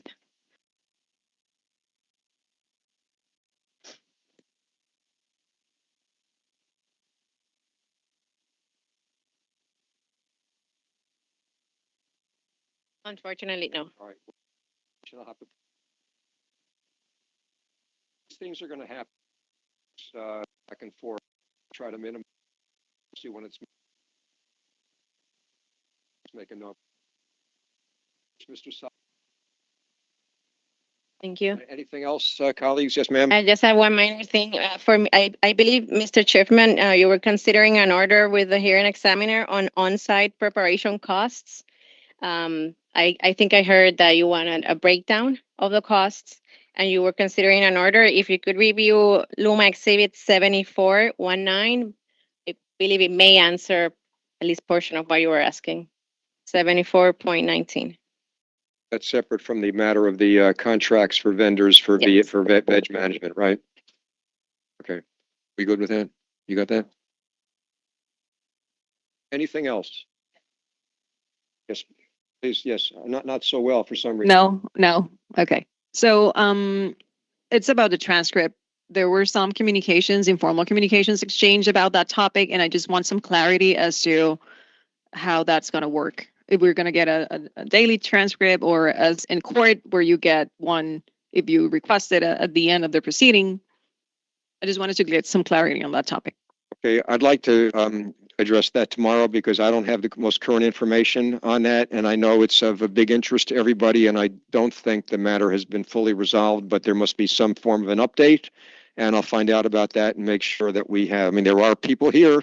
There is a transcript. There's just not clarity over who's getting it, who's paying for it, but at least we have them here. So somebody's going to pay for it and somebody's going to get it. That much we know.